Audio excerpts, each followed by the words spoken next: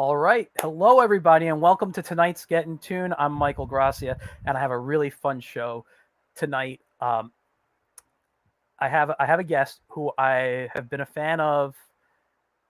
I don't know. It's been at least a year since I saw his work, maybe longer. Uh, it is one of the most beautifully illustrated comics, specifically in color. Like I'm blown away by the way he colors his comics. Um, his comic is called The Middle Age, or just Middle Age. Sorry, I don't think the "the" is in front of it. Um, his name is Steve Conley, and let's bring him on. Hello, Steve. Hello. Thanks so Hi, much how for you having doing? me. Oh, thank you for coming on. Before we get started, though, I want to put up your contact info so everyone can just go to middleagecomic.com and you could access everything. I'm actually on it on one of my other screens. So, I can see a lot of cool stuff here. Or actually, no, is it?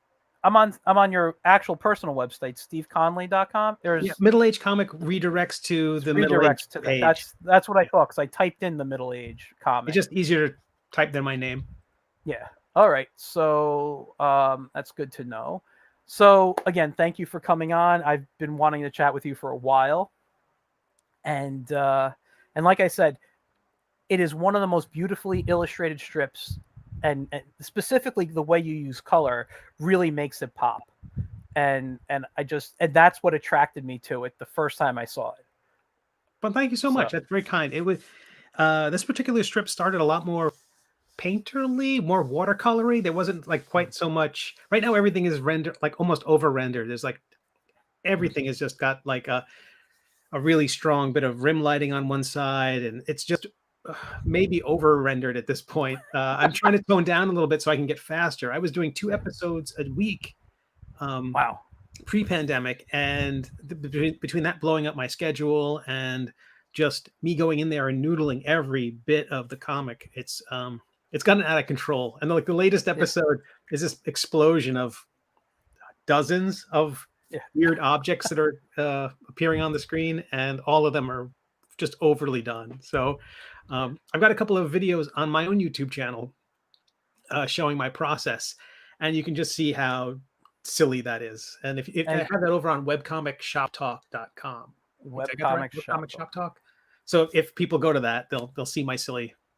Okay. I've actually watched a couple of your videos on your YouTube channel. You had one recently, was it like 2 or 3 weeks ago, about you coloring your strip? Yeah, that was one as a particularly painful, not painful, but overly done. So I I Procreate, which is the app I use. I draw everything on an iPad, mhm. and Procreate lets you export a process video, kind of showing you a time lapse. Yeah, And I did a little commentary on top of it and talked about yeah. how I sweated all the details. Oh, that's interesting. Because I see your Cintiq in front of you, so or next to you there. So It's still a lovely monitor. It just doesn't yeah, get as much use as it used to. that's interesting. Because I have my Cintiq in front. I'm using it as a monitor right now. It's the one your website's on. So when I look down, that's what I'm looking at. Mhm. Um, but I think I prefer to draw on my Cintiq than I do on my iPad. I also have a Microsoft Surface Pro, and you know, which I can draw on, but I find that's a little too small of a screen. I think I like the large monitor screen for my arm to rest and make large strokes and stuff. It's just Sure, the sure. preference. So you do everything in Procreate. We'll have to chat about that. Yeah, every episode of the Middle Age was drawn on the same iPad Pro. It's the same model, the same pencil. No, wait, almost the same pencil. Like to my second pencil, I lost one. Yeah. It wasn't like it wore out. It was just I lost it on a flight. But yeah, I like the portability of it. I like being able to Yeah. just sit anywhere and work. Oh yeah, I think that's great about it. We got a couple of comments. We have Joe Ryan, who's a regular watcher. He says I use Procreate for all my work and love the program, which I Excellent. agree. I play with it a lot. I just never really used it for my work. And Mike Wilkie, who, if you know his strip, Watermelon Bones, really funny guy. He says, "Good evening, guys." So good evening. Just quickly before we get into a few things, I wanted to show you this. I don't know. I donated to a um, to a Kickstarter a while back, and because of the pandemic, it got all, Sure. late arrival. But this, it's called the sketch. Is it Sketchboard or something? Sketchboard Pro. I remember And seeing that. they came in different sizes. I actually like it. I haven't had a chance to lay it out and use it officially because, it's got on the back a couple of different heights. You can, with the legs, open it up one way, open it the other, down at the bottom. So there's different height, or it acts as a table almost. But your iPad goes right in here. And I played with it on my lap. And what I was saying about having that large screen to draw on, Mhm. I feel better drawing on this because now my arm has a place to rest. Right. And I think that's what it is. I just like to have my arm rested leaning on something. So this I can't wait to play with. Maybe it'll get me back into my iPad more. But you do like it. Yeah. I wasn't sure when I saw that because I thought it was like, well, is that just kind of cut against the effect of the iPad, the ability to rotate it and No, I mean, you could, if you're just rotating a screen, your iPad's in there and it's, you're using your fingers to rotate. But what's nice about this is, if you keep your iPad in here, I mean, it's just suctioned in. Don't get me wrong. When I had it just resting and I bumped into it, it kind of fell out. I don't know if I had it in tight enough. But if you just hold it upside down, they say hold it upside down like this, close to your body with your arm, it'll stay on, and it has. I mean, that's great. I took out, my iPad's right here. I mean, it's a big mess, my studio. Good thing you can't really see it. But my iPad's in my case right here. This is what I normally, when I'm traveling with it. I love it, So everything's a mess. So let's like that. Yeah. So let's go a little back in time. I always like to start off with finding out about your background. What were your influences? When did you get into drawing comics? Not just drawing comics, but when you got into drawing, when you got into comics, what started you on this path? Well, I was drawing forever, like everybody. I mean, I was drawing forever, but I grew up basically in the 1970s, so pre video games. Really, Okay. I mean, it was by the time I was in like late elementary school, early what would be middle school. Atari and Coleco and things like that had definitely had come around, but there really wasn't all the distraction I think that people have of video games now. But it was a lot of just drawing, and it was cheap. We didn't grow up I didn't grow up with a lot of money, so pencils and paper were very inexpensive, and you find tons of comics at flea markets and yard sales. Not only the comics themselves, but like there was tons of paperback reprints of Marvel and DC comics. They basically they sliced and diced the comics up. I think they were black and white in those little books. Of like Spider-Man and the Fantastic Four and Barry Windsor Smith's Conan were all cut up and sliced and diced into those books.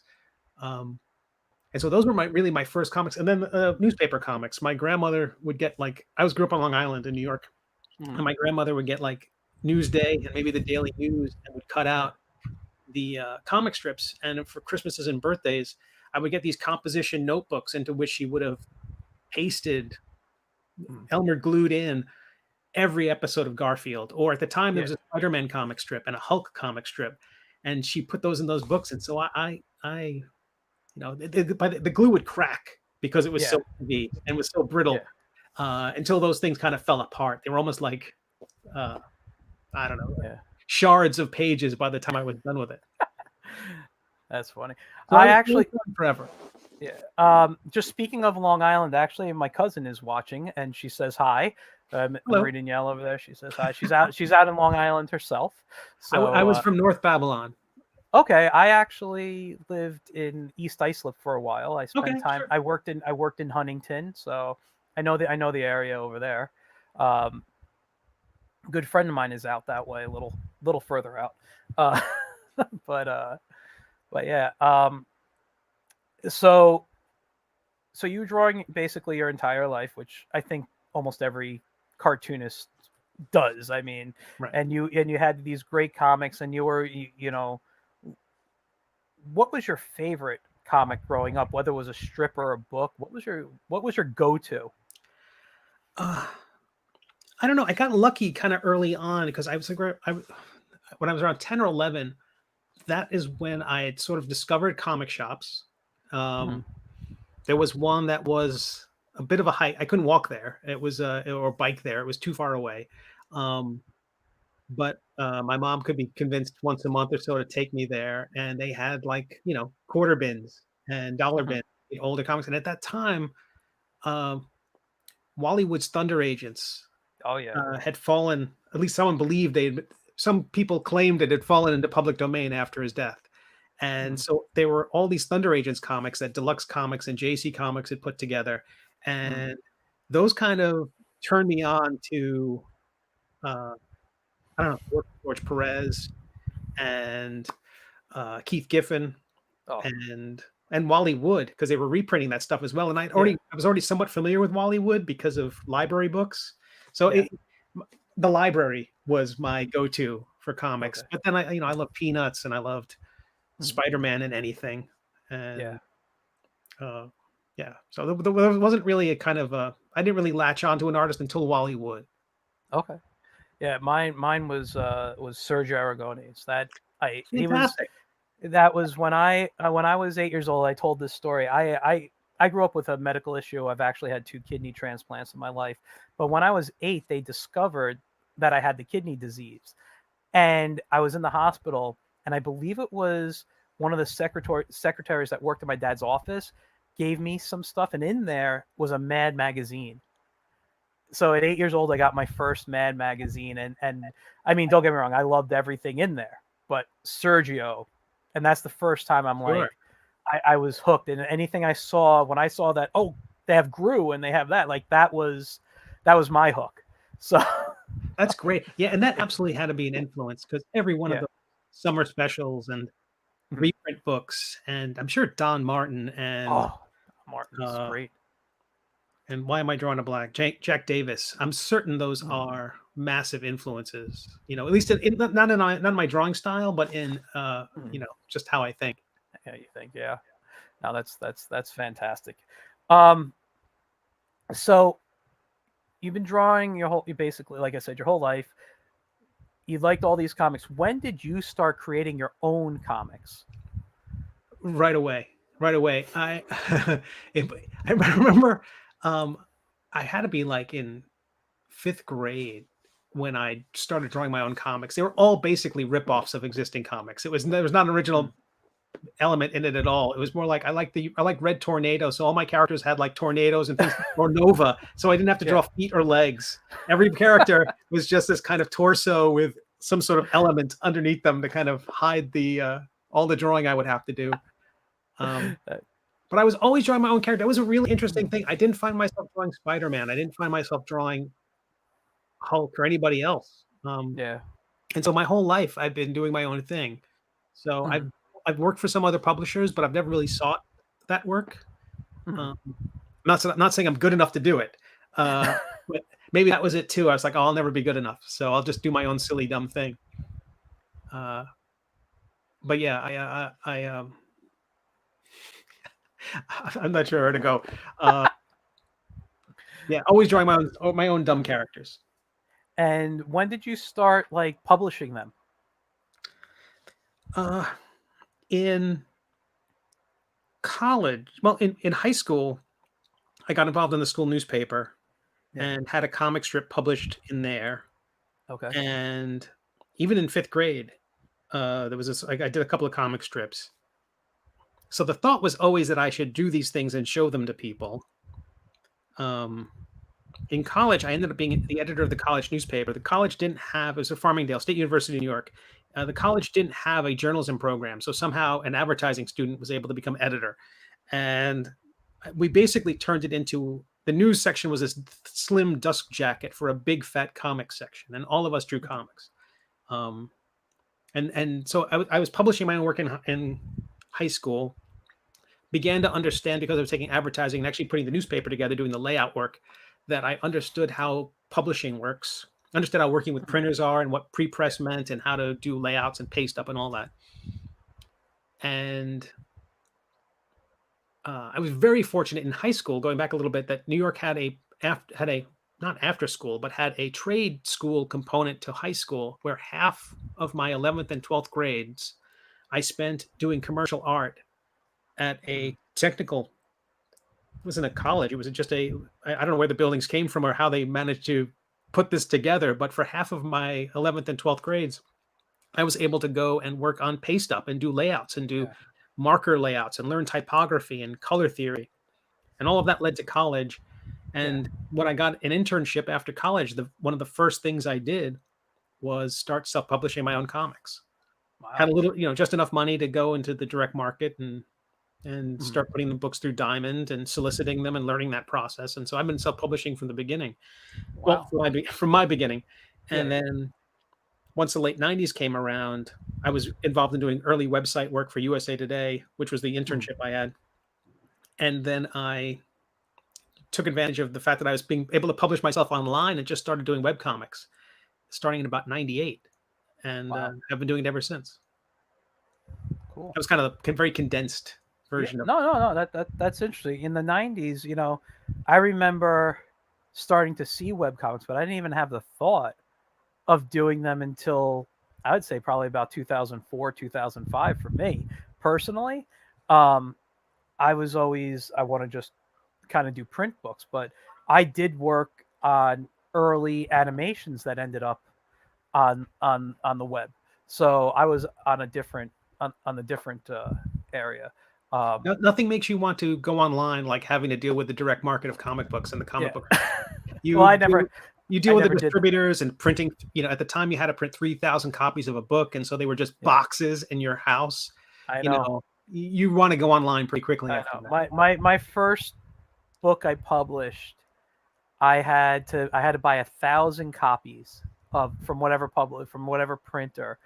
So I had kindling for the fireplace for a while, Right. because I actually did 4 books, and the first 2 I had to print 1,000 copies of each, and then they were letting me do 500.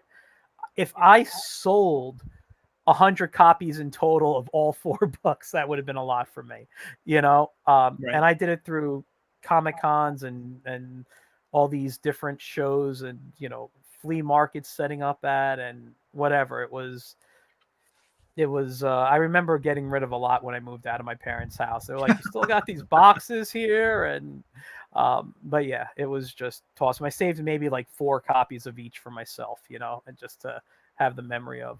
Um, but what was the first book you published that we're doing? It was. It's a terrible comic. It was in 1994. It was called Avant Garde. It remains. It's still called Avant Garde. GUARD. And it Okay. was a ripoff of the Thunder Agents. It was, Okay. thinly veiled, like modern by 1990s standards of uh, a superhero team that is basically test pilots. It wasn't the Thunder Agents actually had probably a more sophisticated origin than what I came up with. It was Yeah. these. It was basically the classic '90s superhero team of a overly melodramatic hero, a psycho, a strongman, a telekinetic or telepathic person, and they were Okay. all basically test pilots for this Yeah. gear. And the gear had, you know, over the top side effects, and Uh-huh. it was very very silly. I did 3 issues of it though, Uh-huh. and the timing of it in '94 and early '95 was such that I was able to take part in Dave Sim, who's a self-publishing Yeah. cartoonist with Cerebus. Yeah. He and a number of other cartoonists had put together a Spirits of Independence tour, which was this uh, prominent independent cartoonists would partner up with a local comic shop in different parts of the country and put on a local indie comic convention. And we would Oh, travel to each one interesting. of these things, and through that I met a lot of other cartoonists and moved a modest amount of product. Um, Learned a lot, but it was also at the time where independent publishing was kind of on the downward trajectory. It Mhm. wasn't exactly a bubble. It wasn't like the Turtles bubble after that crashed, Yeah. but comics were going to be contracting because it was at that time when the direct market had a number of distributors, and a lot of them, the major competitors were fighting for remaining market share after Marvel had pulled out. Whole dramatic thing. I'm sure there's a Wikipedia page or two that people can catch up on. But it was at the time where it was like, okay, self-publishing really isn't the way to go. And that further pushed me online. Yeah. You know, when I look back, you know, I don't regret what I did. I mean, I regret spending some of the money I did, but I don't regret the stuff I did. But I think like I could have. I think going back, because the way I talk to people these days, I do a lot of teaching and mentoring and stuff, and I'm always telling people, start a webcomic. Just do it. Do it for a year and see what you get in feedback. You can always collect what you've done, put in a book, try to sell it online, whatever, you know, and that's like my go-to thing. Back then it's like, oh no, you're doing shows, people want print. Nowadays it doesn't matter, in my opinion, but I'm old school. I still like to read print, but yeah. And by the way, I'm on your website right now, and I know you had a page for the avant-garde, but there's no artwork up there. So if I search this on the web, I can find artwork. Yeah, it was probably like really pale imitation of Steranko, something like that. It's the thing about it, the only thing about it of note was that it was all drawn with a mouse on a program called Macromedia Freehand, which is basically like Illustrator. So I remember that. So the whole thing was drawn essentially in Illustrator. Yeah. I don't imagine collecting it anytime soon. But that was an issue too. Is like I think I needed to have one more issue to wrap the whole thing up to make it feel self-contained. So that would be, if there's any advice, it would be whatever you do, plan for the ending of it and make it self-contained. So if you do want to collect it in your dotage, that you can, and it's not this half of a thing. I just want to ask, since you've been doing this for a while, and you just mentioned Macromedia Freehand, did you ever use the Macromedia program Director? Sure. Oh, that was the first program I ever learned in college. Nice. And got me my first job. And learning lingo was like the worst part of my life. But which, for those who don't know, it's the programming language of it. I was just curious if you ever knew that. Yeah. Yeah. A ton of Macromedia. I mean, well, that was cutting edge at the time. And, and then when they bought Future Splash and turned it into Flash, that was like the next big thing. Because the main advantage of Macromedia. Well, I won't go down. I won't be too. It's okay. Two geriatrics talking about the before time. No. That's why my comics called the middle age. I'm not fooling anybody. I'm a 51-year-old dude. I am write what you know. Yeah, we're gonna totally get to that. I can't wait to get to that comic because I just love it, and I love the concept behind it. But yeah. So anyway, you kind of moved on. You've done a few other strips, and if you go to the website, scroll to the bottom, middleagecomic.com, and you go to the middle age section, there's a drop down arrow, and you can go to other comics, and you talk about the outstanding space thrills. You have the avant-garde, Bloop, Doc Galaxy, The Kid Knight, and Sox and Barney. So you've done a lot. You have a lot of comics that you and you were saying avant-garde was a print book, right? Yes. You said? Yeah. So were any others print, or which ones were web-based and which ones were print-based? So avant-garde was print. I did 3 issues of that. And then it was a few years later, and the upshot was the lesson from that was that I shouldn't be doing a superhero comic in black and white. Basically, if you like superhero comics, you want color, to do one in black and white. It's fine if you want to do a comedy, if you want to do The Tick or something like that. But if you want to do something for a genuine superhero story, I think there's too much competition out there. So I decided I'm going to do, I knew what I was going to be doing would be black and white, and I didn't want to be superheroes. So I decided to do science fiction, retro science fiction, which would be appropriate for black and white. Yeah. And I did a series called Astounding Space Thrills. And it came out online and in print at the same time, but they weren't the same story. They were 2 different episodes. The printed comic was the origin, sort of the very first adventure of our hero, Argus E. Smith. And the webcomic was sort of a standalone episode featuring his adventures. And those standalone, the webcomics themselves, I think I've got them available for my Patreon supporters right now. But those have never been collected in print. But even back then, I knew that print would be the final form of them. So I'm finally collecting them in print this year, which I'm very excited about. Cool. But Astounding Space Thrills ran for 3 issues that I self-published. Had covers on the first issue by me and Steranko on the first one. Wow. Had the second issue cover was by the Hildebrand brothers. Jeez, wow, that's amazing. And the third one was by Drew Struzan. Man, dude, that's just like, yeah. Wow, I don't even know what to say. At that point, it got picked up by Image Comics, and it came out at the same time as when Shadowline. It wasn't part of that. It wasn't yet Shadowline. That hadn't quite happened yet. But Larry Marder, right before all that, brought Astounding Space Thrills into Image Comics, and there were 4 issues from Image. And then later on, that was collected. A lot of those were collected by IDW, but that was over 10 years ago. So I'm going to be slowly collecting, putting those back in print. The artwork feels a little awkward for me because I'm so far away from it now. Yeah. So even though it might be clunky, it feels nostalgic to me. So that suits the genre even more so. So I can look back with fondness and not just hate how I drew everything. So I'm just looking right now at the Outstanding Space Thrills page.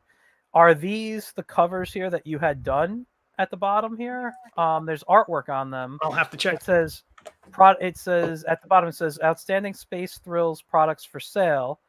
And then no, those might have been my own recent reprints. Oh, okay. I'm just curious if any of those were the art from the other artists. I mean, they all look like a similar style, so that's why I was asking. I mean, they did such a lovely job. When the Image series came out, the covers were by Kelly Freeze, which was amazing. Dave Dorman. Okay. Not Rudy Nebres. I'm drawing a blank. There were so many. Dave Gibbons did one. Wow.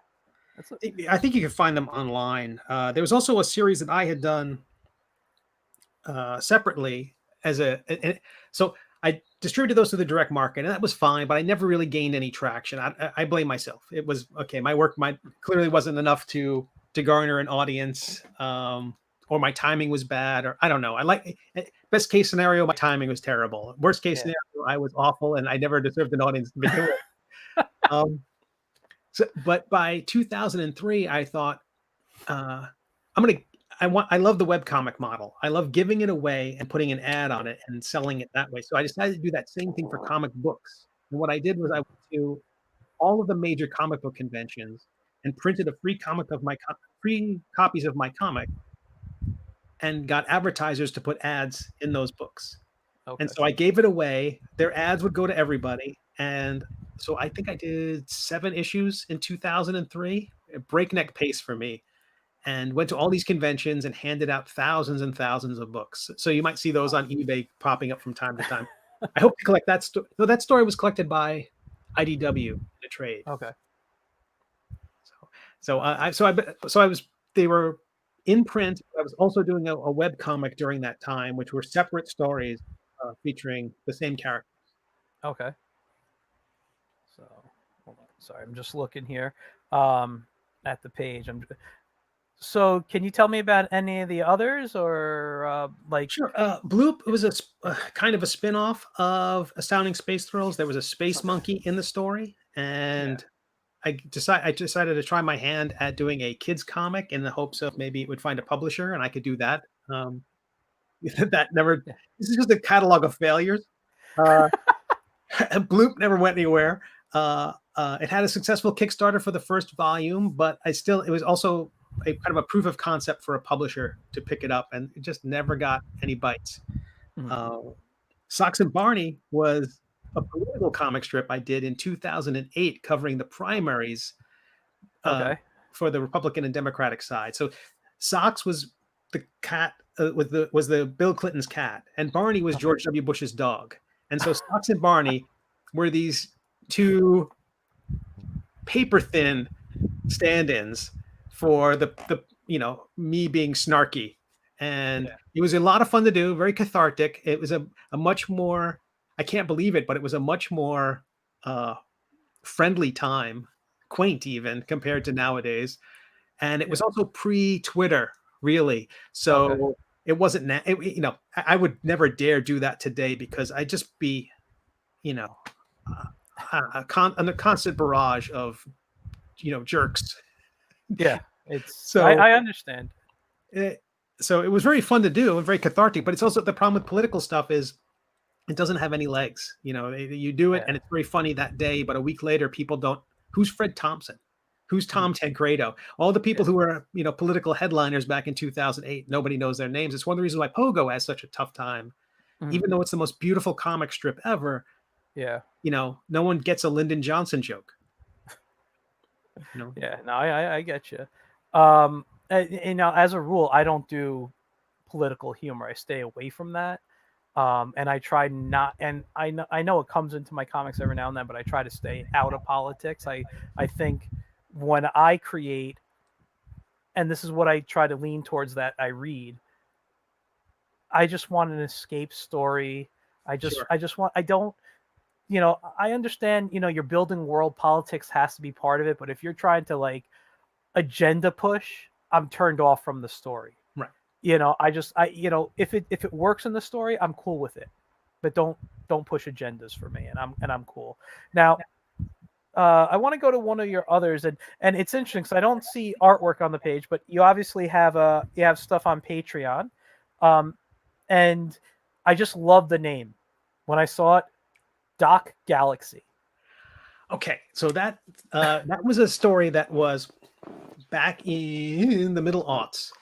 Okay. DC Comics approached me about writing some comics and asked me to pitch a series. They'd heard of Okay. Astounding Space Thrills, they liked it, and so an editor there, pre Dan DiDio, and all of DC Okay. Comics and all of the modern era, um, they asked me to pitch a series, and I wasn't much of a DC kid growing up, so I kind Mhm. of approached it as if I were uh, almost like a history lesson. I had written a couple of short DC projects for them at the time, which was like there was a handbook to Aquaman, and Mhm. so how would I know about Aquaman? And Yeah. so it was basically a research paper, kind of, and I had to write biographies of each one of the major Aquaman characters, and I wrote a short Aquaman story as well. Um, but when I pitched I had to pitch a series to them, and the thing was, it was this what became Dot Galaxy. Mhm. The people involved were Tony Harris, and Tom Feister would be doing the artwork and I would be doing the writing. The notion was that Okay. I didn't have heat when it was coming to Mhm. writing. It was sort of to art. But for Yeah. writing, they thought, oh, he can write some funny stuff. Yeah. And so I wrote this science fiction story, and Tony and Tom did the artwork, and it was in the process, and then there was a regime change there, and it got Got culled cut. like all the other things because I think DiDio came in there and was like, "Why we should be focusing on Batman." You know, Mhm. why isn't that the best-selling book in the country? That sort of Yeah. thing, which very get back to basics, logic makes sense, but sadly, this project was caught in the not caught in the crossfire, just swept aside to focus on the more important stuff.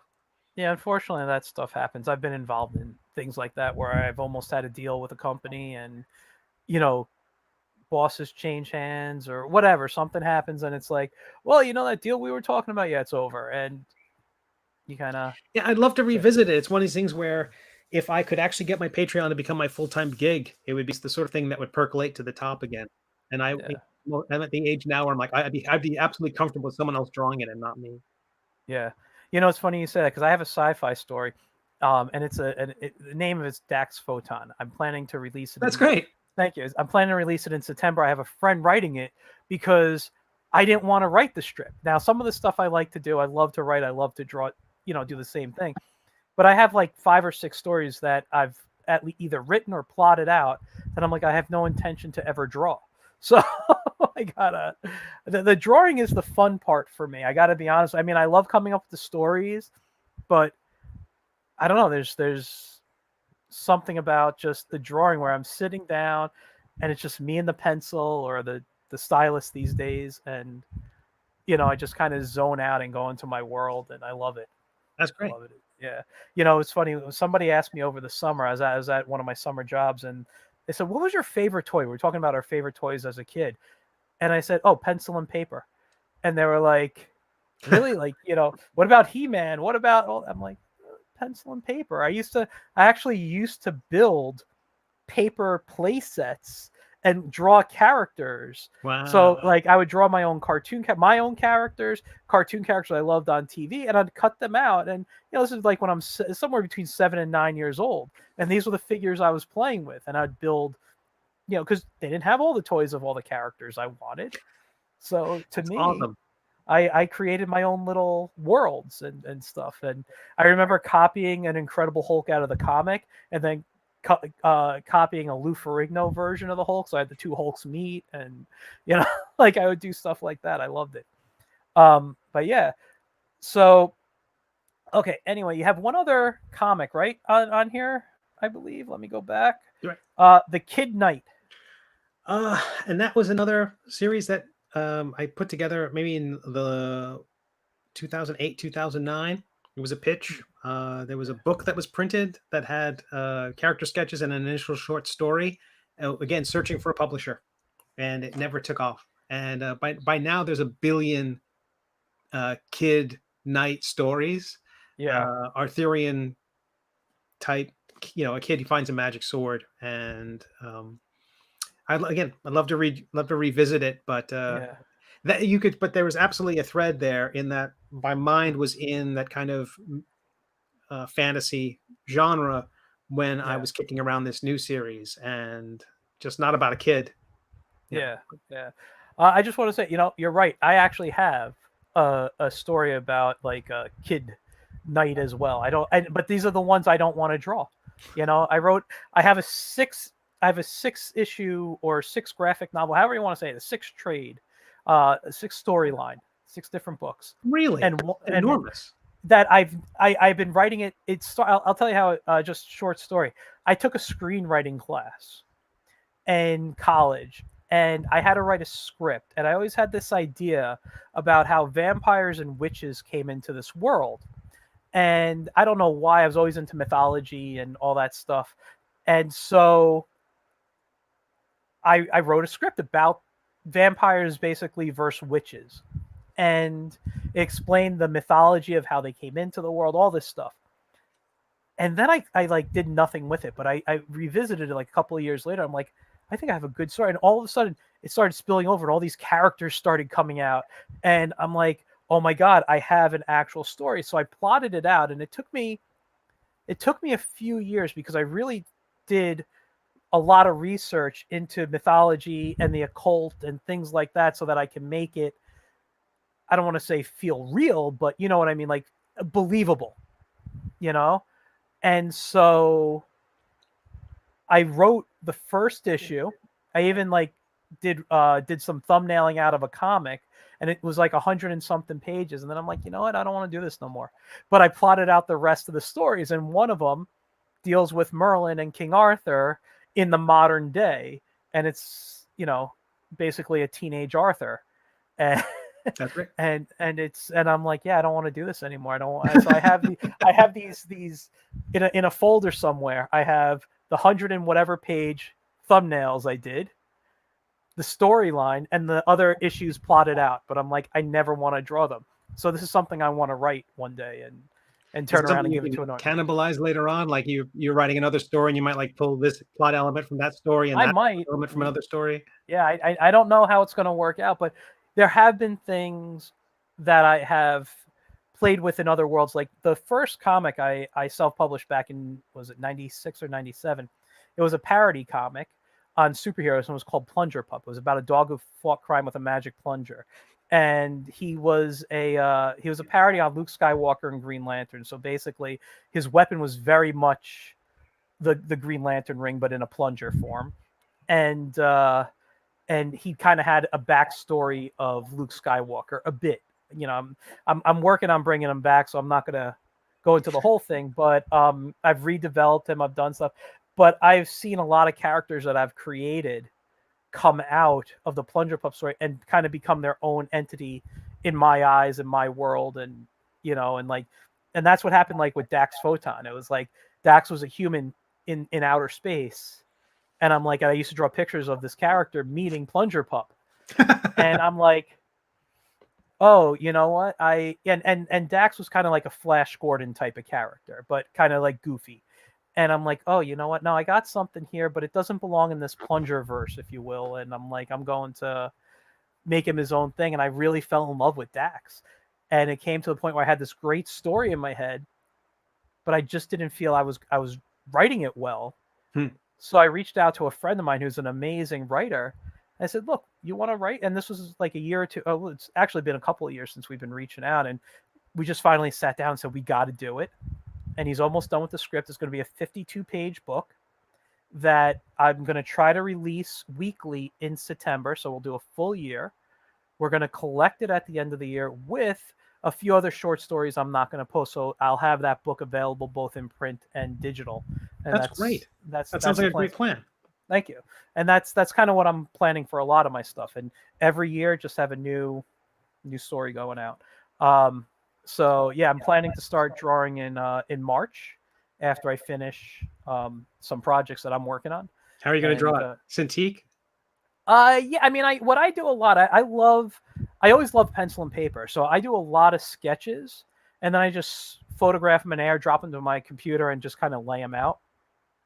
So like a lot of stuff could be rough, not even like great perspective. I'll fix that on the computer and things like that. And but yeah, because of I'll either go through there. I might go, on my iPad. I love Photoshop, but I love drawing in Clip Studio Paint.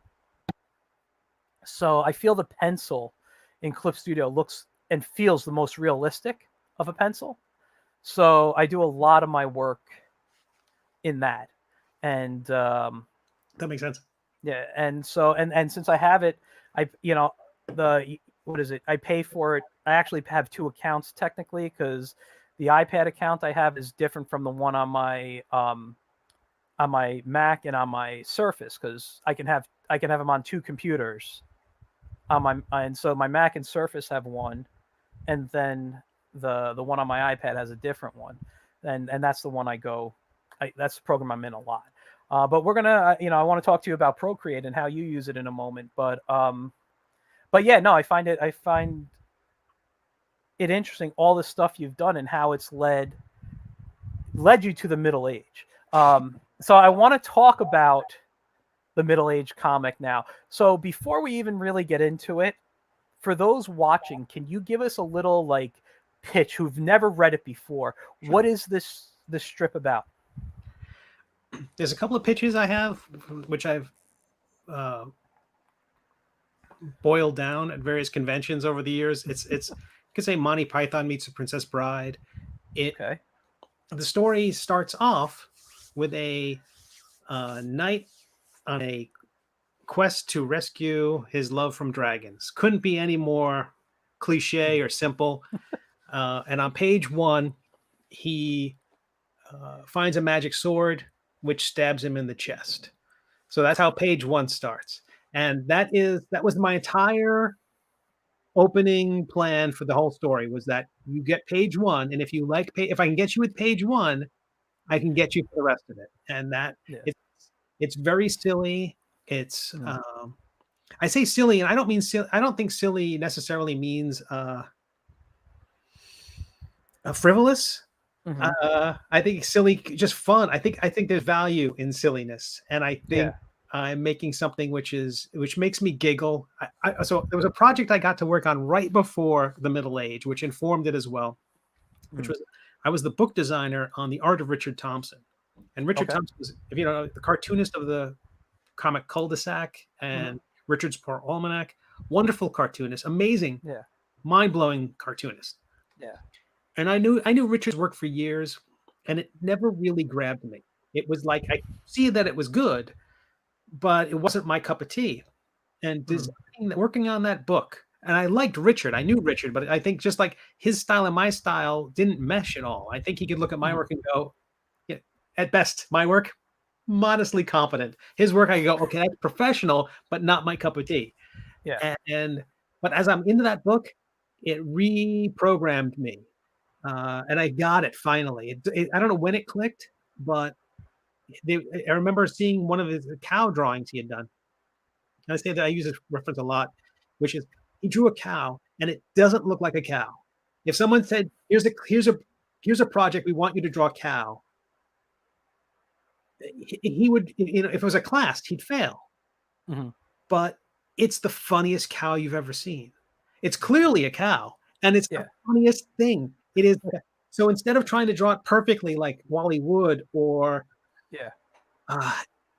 Russ Manning, or even graphically clean like Alex Toth, it's this scratchy, silly, beautifully funny drawing, and that's what he wanted it to be. He wanted it to be the funniest thing you've ever seen, and he succeeded, and that's what was his genius. He would figure out a way to make everything so much fun.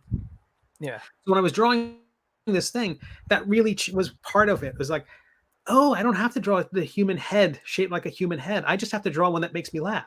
Yeah. And as soon as I got it to the point where it was so silly and so dumb that I would laugh at it in a Monty Python way, the same thing that makes real silliness laugh out loud, the way a funny voice makes you laugh out loud, even though it's just pure nonsense. Yeah. Once I got that, that was where this comic strip started. So, and it was probably the longest elevator pitch for it. I'd still go Monty Python meets Princess Bride, but the kernel of it was the silliness of seeing Richard's work and applying that through the kind of dumb thing I wanted to do.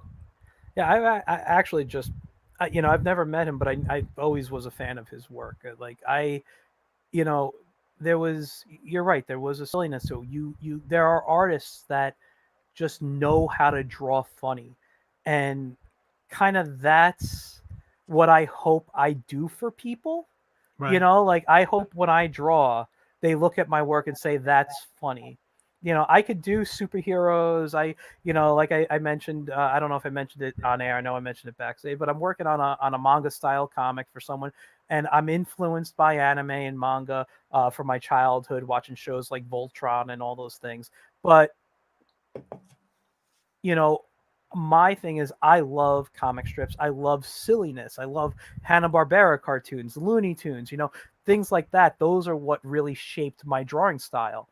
And so if I could, my goal is to basically try to create, if you want to call it the absurd, I don't know, but get the funny out on paper.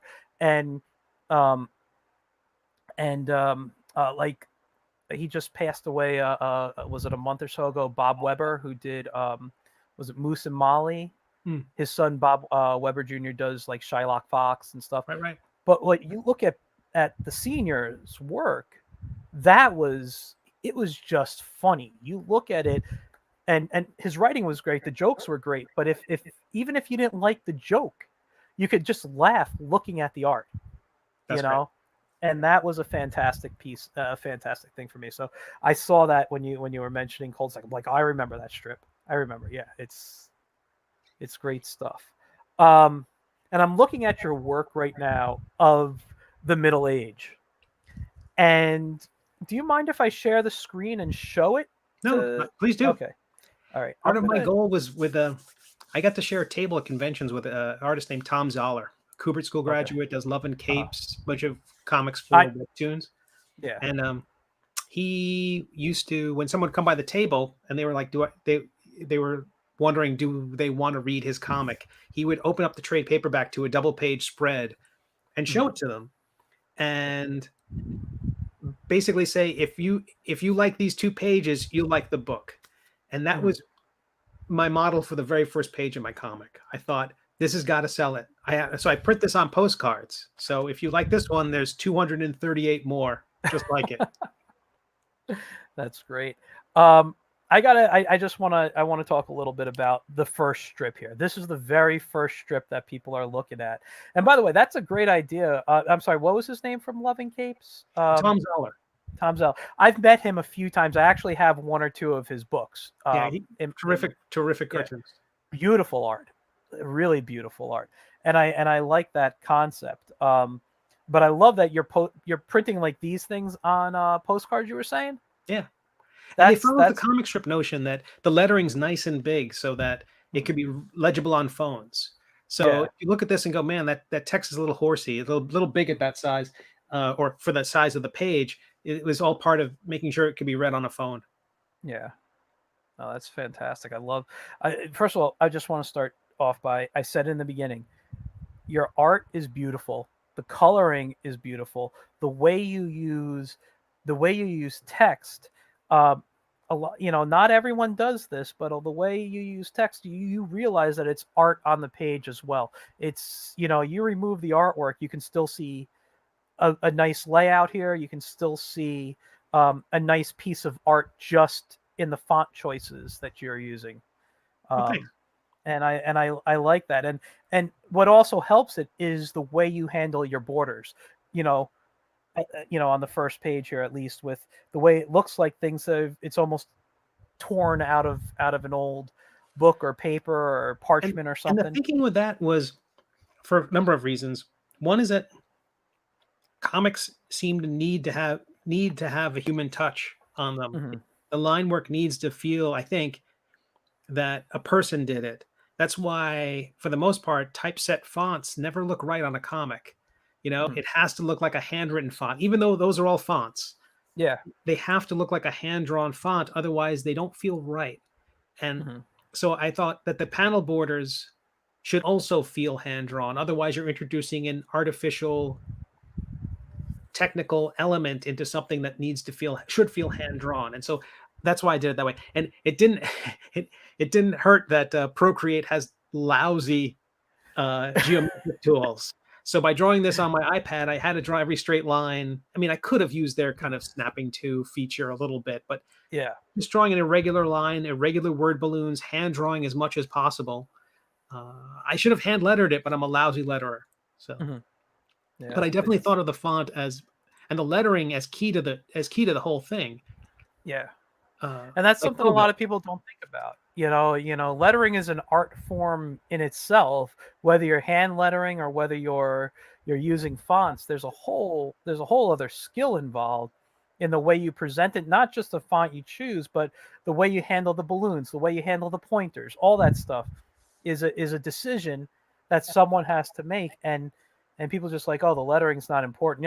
It's one of them. I mean, every piece together just works. Yeah. If you have The, one pa- thing off, it doesn't work. the pages of mine that I like the least are the ones where I can feel that the lettering didn't fit properly, Yeah. where I was cramming too much in, or ended up cutting a word at the last second and there's too much air in the balloon. Um, Yeah. but yeah, that first page, I really fretted over it and Yeah. redrew it a bunch of times. I'm really happy with how it turned out, though. I love it. This dragon skull thing you got going on right here with the sword. The way the light is shining, that angelic.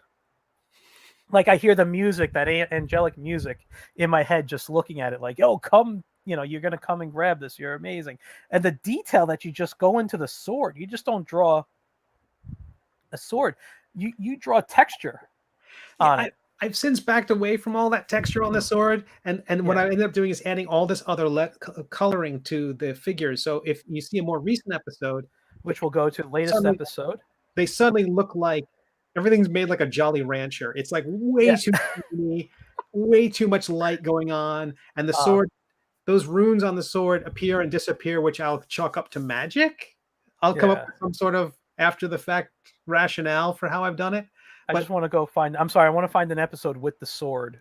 and this is one of the rare sequences where our hero and the sword aren't in it. They appeared in every single one of the first 220 episodes.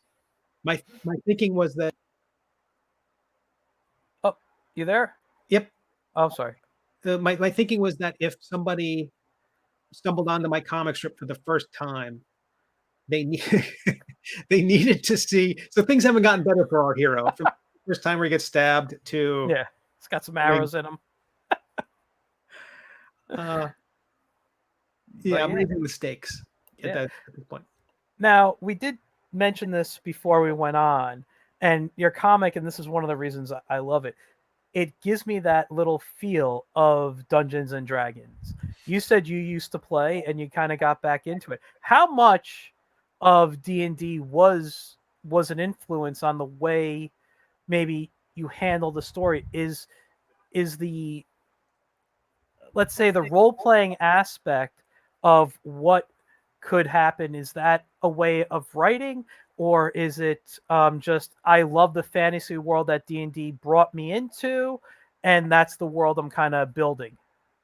It's probably the latter. I don't Mhm. think I've tried not to make this a satire or a parody of anything because Right. like my experience doing that political comic strip was that anytime you Yeah. do anything, anytime you write a comic that has any kind of pop culture reference, Mhm. you are instantly dating the comic Yes. strip and it becomes stale. It starts getting stale really quickly unless you make a Mhm. reference to something which is either going to be almost timeless. Like I bet you can make anything from A New Hope, Star Wars: A New Hope. Now you probably could safely say it's timeless, and that Yeah. references won't get dated.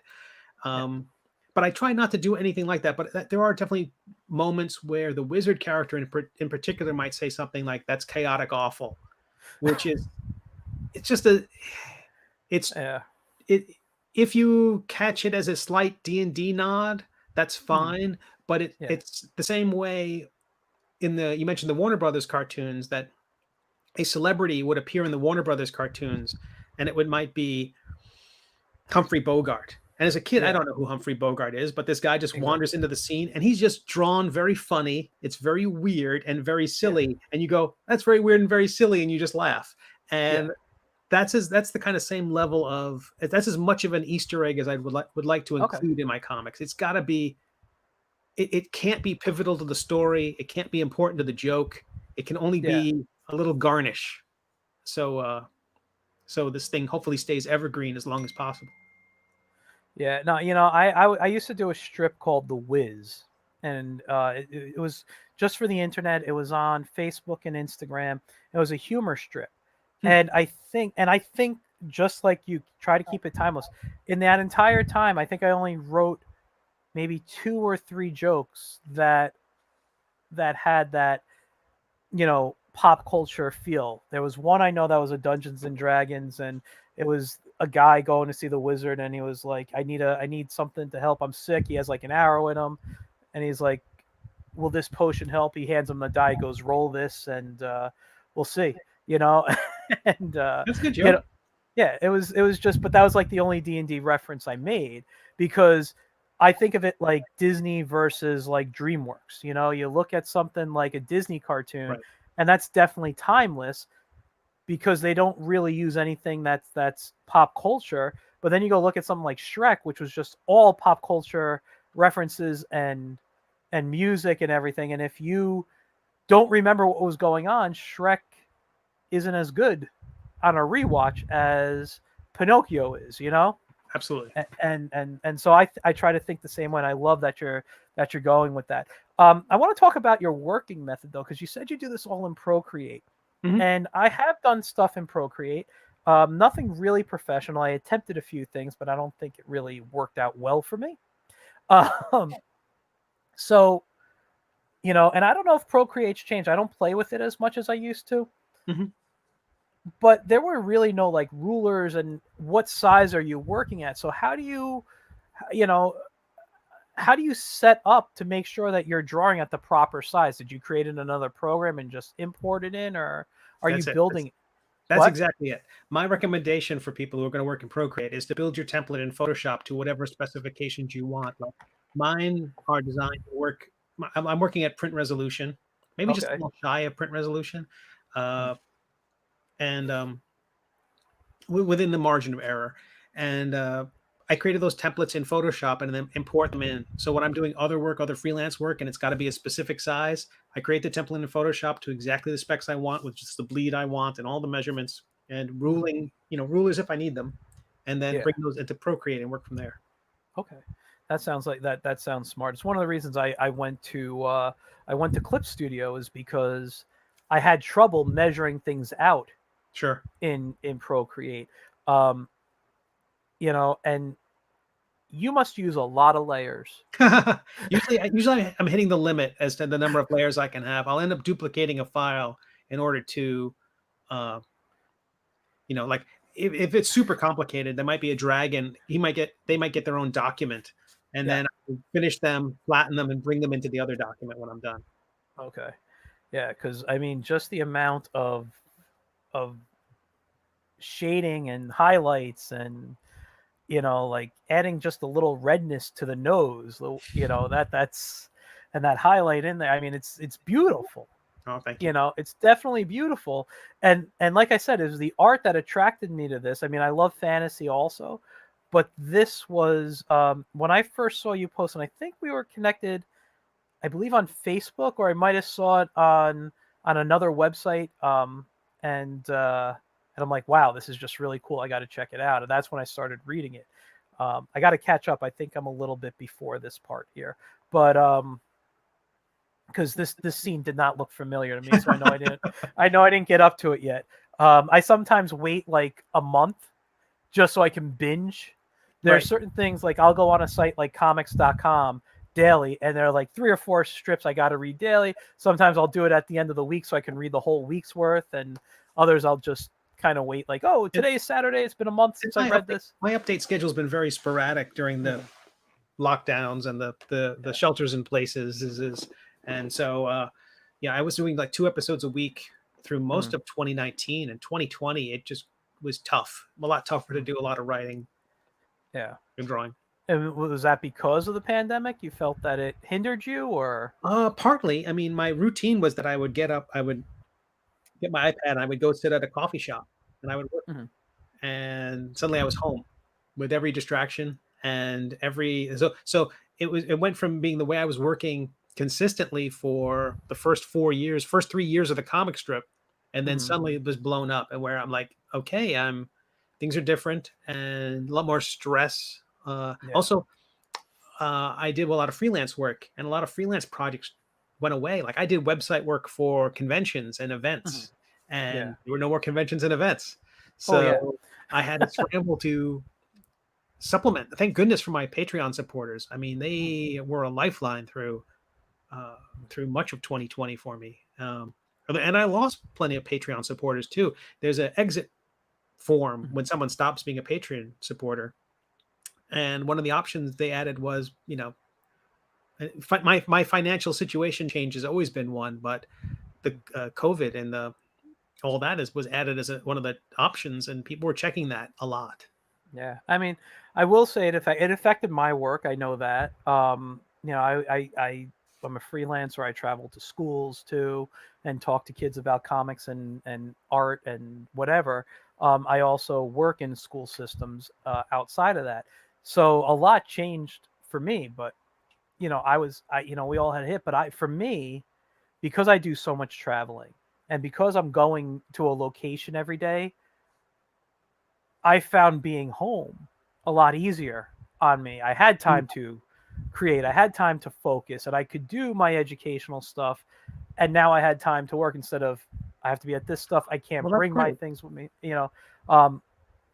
Outside the time I had COVID, I lost a good month and a half of. I got sick mid-April, and yeah, it was, and I don't even know how I got it. I stopped going out. I literally slept for like 2 weeks straight. I spent, what was it, 5 days in the hospital, but I think it was for my other, like I mentioned, the kidney stuff. I think it was to really keep an eye on that than anything, because I felt like I had a stomach virus over anything. And how are you now? Oh, now I'm fine. I mean, I think it took me a while to heal, and I don't know if it was just COVID in general did it, or my other stuff I kind of slowed down a bit. I feel I'm back to my normal self now, but from mid-April to the end of May, I was just kind of like, I lost really a month and a half of being able to do stuff, and then I didn't really start feeling back to normal till maybe September, October, like just physically and mentally, and I, before that I felt sluggish all the time, and I just think it just took a lot out of me. I literally dropped like 20 pounds in 3 weeks because I didn't eat. Wow. And it was such a shock to my system. I think my body was just, it was just too much for the body to handle, that I needed time to recover. And The only good thing about it was I lost that 20 pounds. The sucky thing is I gained 30 back. So it's so where I was after losing the 20 pounds, I was 8 pounds away from my goal weight.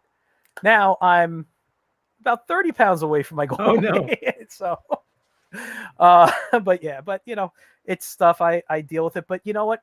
That was a motivator also for me, because I'm like, I don't want to be sick anymore. I don't want to deal with it. And I'm like, and I started focusing, and I started creating, and I started doing the stuff that I was trying to do when we got into the when we started the pandemic. And I feel like talking to a lot of creators, the pandemic for people like us was very beneficial to those who also have to do day jobs.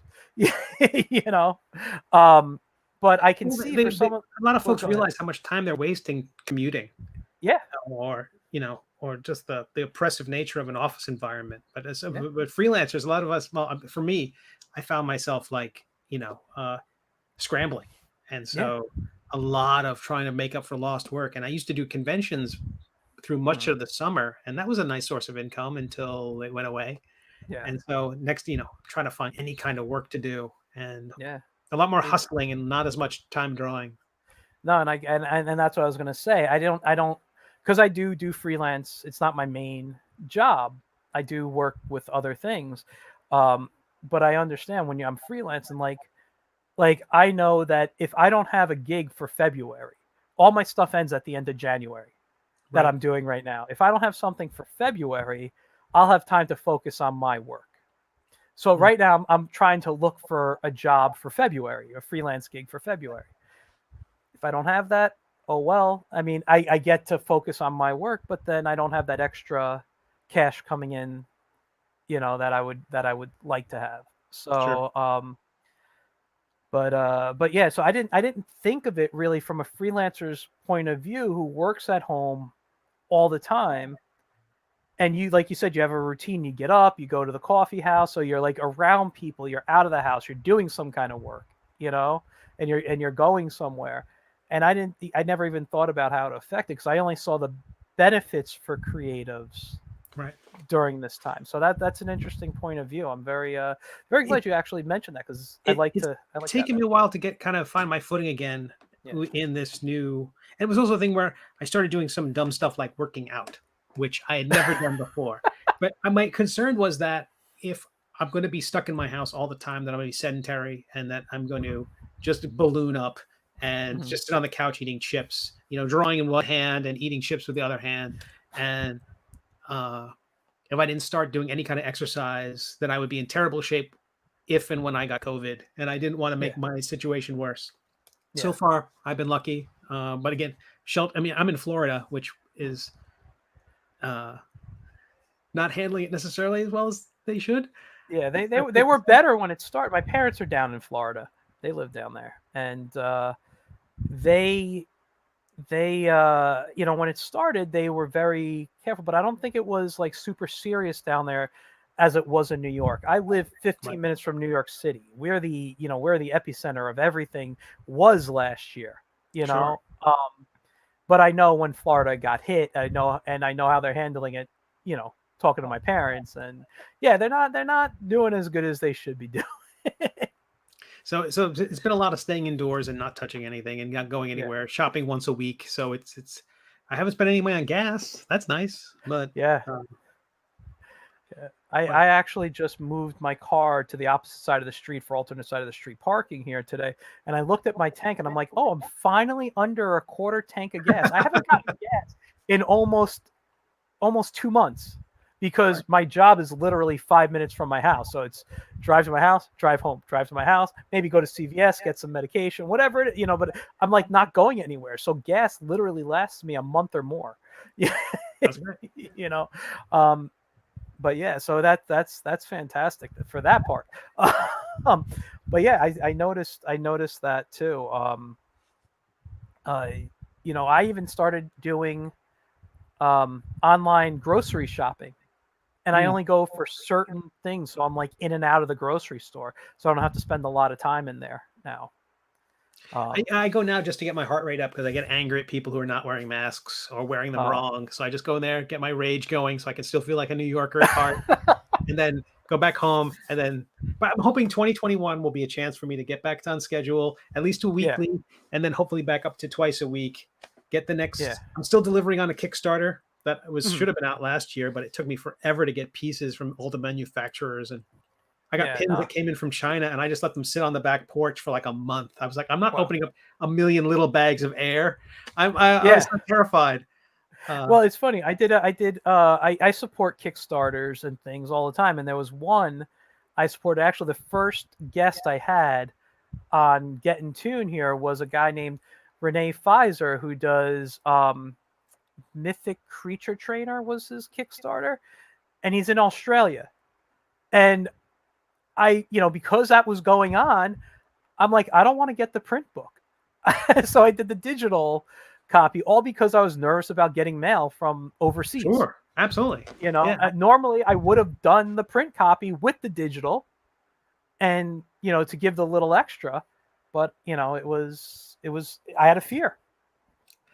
Yeah, it was like, especially early on when there was so many, when the situation kept changing over and over again, and it was the one thing I would never want is to make anybody else sick. That's what it comes down to. I mean, Yeah. I've been, knock on wood, very lucky health wise, and so I'm not as scared as I probably should be, but I'm infinitely more scared of getting anybody else sick because I couldn't live with myself if I did that. Yeah, believe me, I get you. I always feel that way because I'm a guy who gets sick, unfortunately, a little more than I'd like to. Having the kidney transplant, I technically lack an immune system. I take meds every day. I take anti-rejection meds, which basically knock out my immune system, and then I take other meds to give me a little bit of one. So it's I'm on this experimental, not that they're experimental drugs, but the amount is always experimental. It's like you go for blood work, and what do they need to do? So for me, I get sick pretty easily, unfortunately. So like I didn't know why I got COVID, but when I got hit hard. Luckily when I was in the hospital, I didn't need any respirator or anything, but people, and there were people obviously who got hit harder than me because I'm still around, and I thank God for that. But it's just I get nervous for my wife. Like if I get sick, am I going to pass it on to her? Or when she gets sick, I make we just have a thing like one of us is going to just sleep on the couch for as long as we're sick, or give one the bedroom and one the couch, and that's just what we do. One stays in the living room, we kind of stay apart. And Smart. Yeah, we have, you just have to, and it sucks, especially right now. Everyone's getting tested, and I think we're sidetracking a little much going on to COVID here.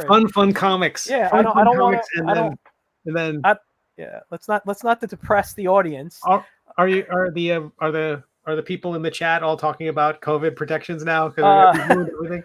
No, we haven't had any comments in a while, but I'm hoping we get a few more coming in.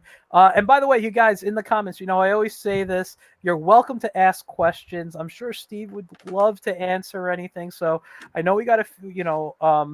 Unfortunately, when I'm on StreamYard, it's never an exact number what I see on here compared to what's being viewed on other websites.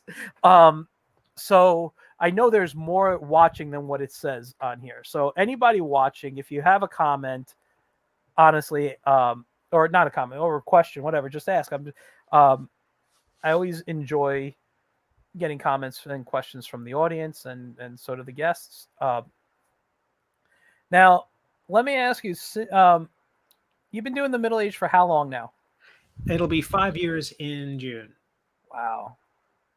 That's amazing. And excuse me, sorry. Do you see an end in sight, or is this something you think you got more years in? No, a little bit of both. I knew that this story has an end point. I mean, I wrote this with an ending in mind. I've got it in my head. I've been dropping seeds along the way that will hopefully grow into the final bit. Mm-hmm. This story has an ending, but there's room for the continuing adventure to continue with our hero and his hateful jerk sword to continue after. You know, I gotta say, the thing that really drew me in outside the artwork was the sword.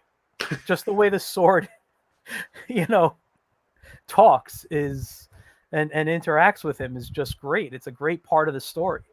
Um, One thing I didn't know when I started the story was that I thought that the audience would kind of tell me which direction it was going to go in, whether it was going to be just a gag a day kind of strip where it would just be a guy and his sword just riffing against each other, like the sword just constantly just cutting him down. Uh, uh, but I hoped it was going to be the longer story, but it definitely could have just gone into the two of them wandering through the woods. Part of the conceit or part of the idea with the drawing of the character initially was this incredible cheat, which was going to be having one character with a sword having a conversation. It was going to be this total economy of art that I don't even have to. I mean, I feel that there's some very cheap panels in my story where it's just this sword, this triangle essentially jutting into a panel with a word balloon coming out of it, and it's the laziest, easiest thing to draw in the world. But that was part of the idea was it going to be so simple. But now there are dozens of characters. Everyone's got to be colored like a Jolly Rancher with reflected lights, and you know.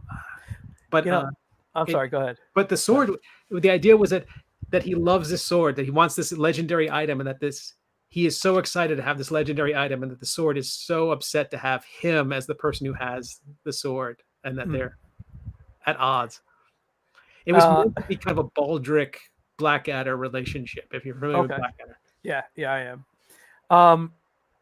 I wanted to ask you, why did you choose? Like, I love the design of the main character, where he kind of, if you didn't see his body, he could be a strong-looking character, but then you just gave him this really overweight figure. What was the decision in making him kind of like overweight? It was being middle-aged. I mean, the idea that you just soften. Yeah. Like, again, 2 years ago, I was rounder than I am right now. When the shelter in place started last March here in Florida, I said, I'm going to do 100 push-ups a day.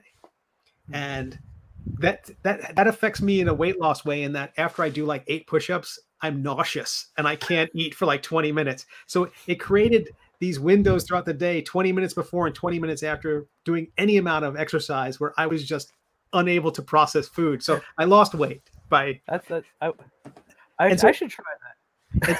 It was effective for me. And so putting on weight, getting older, he's kind of like he's like the early version of Mr. Incredible in that way. Okay.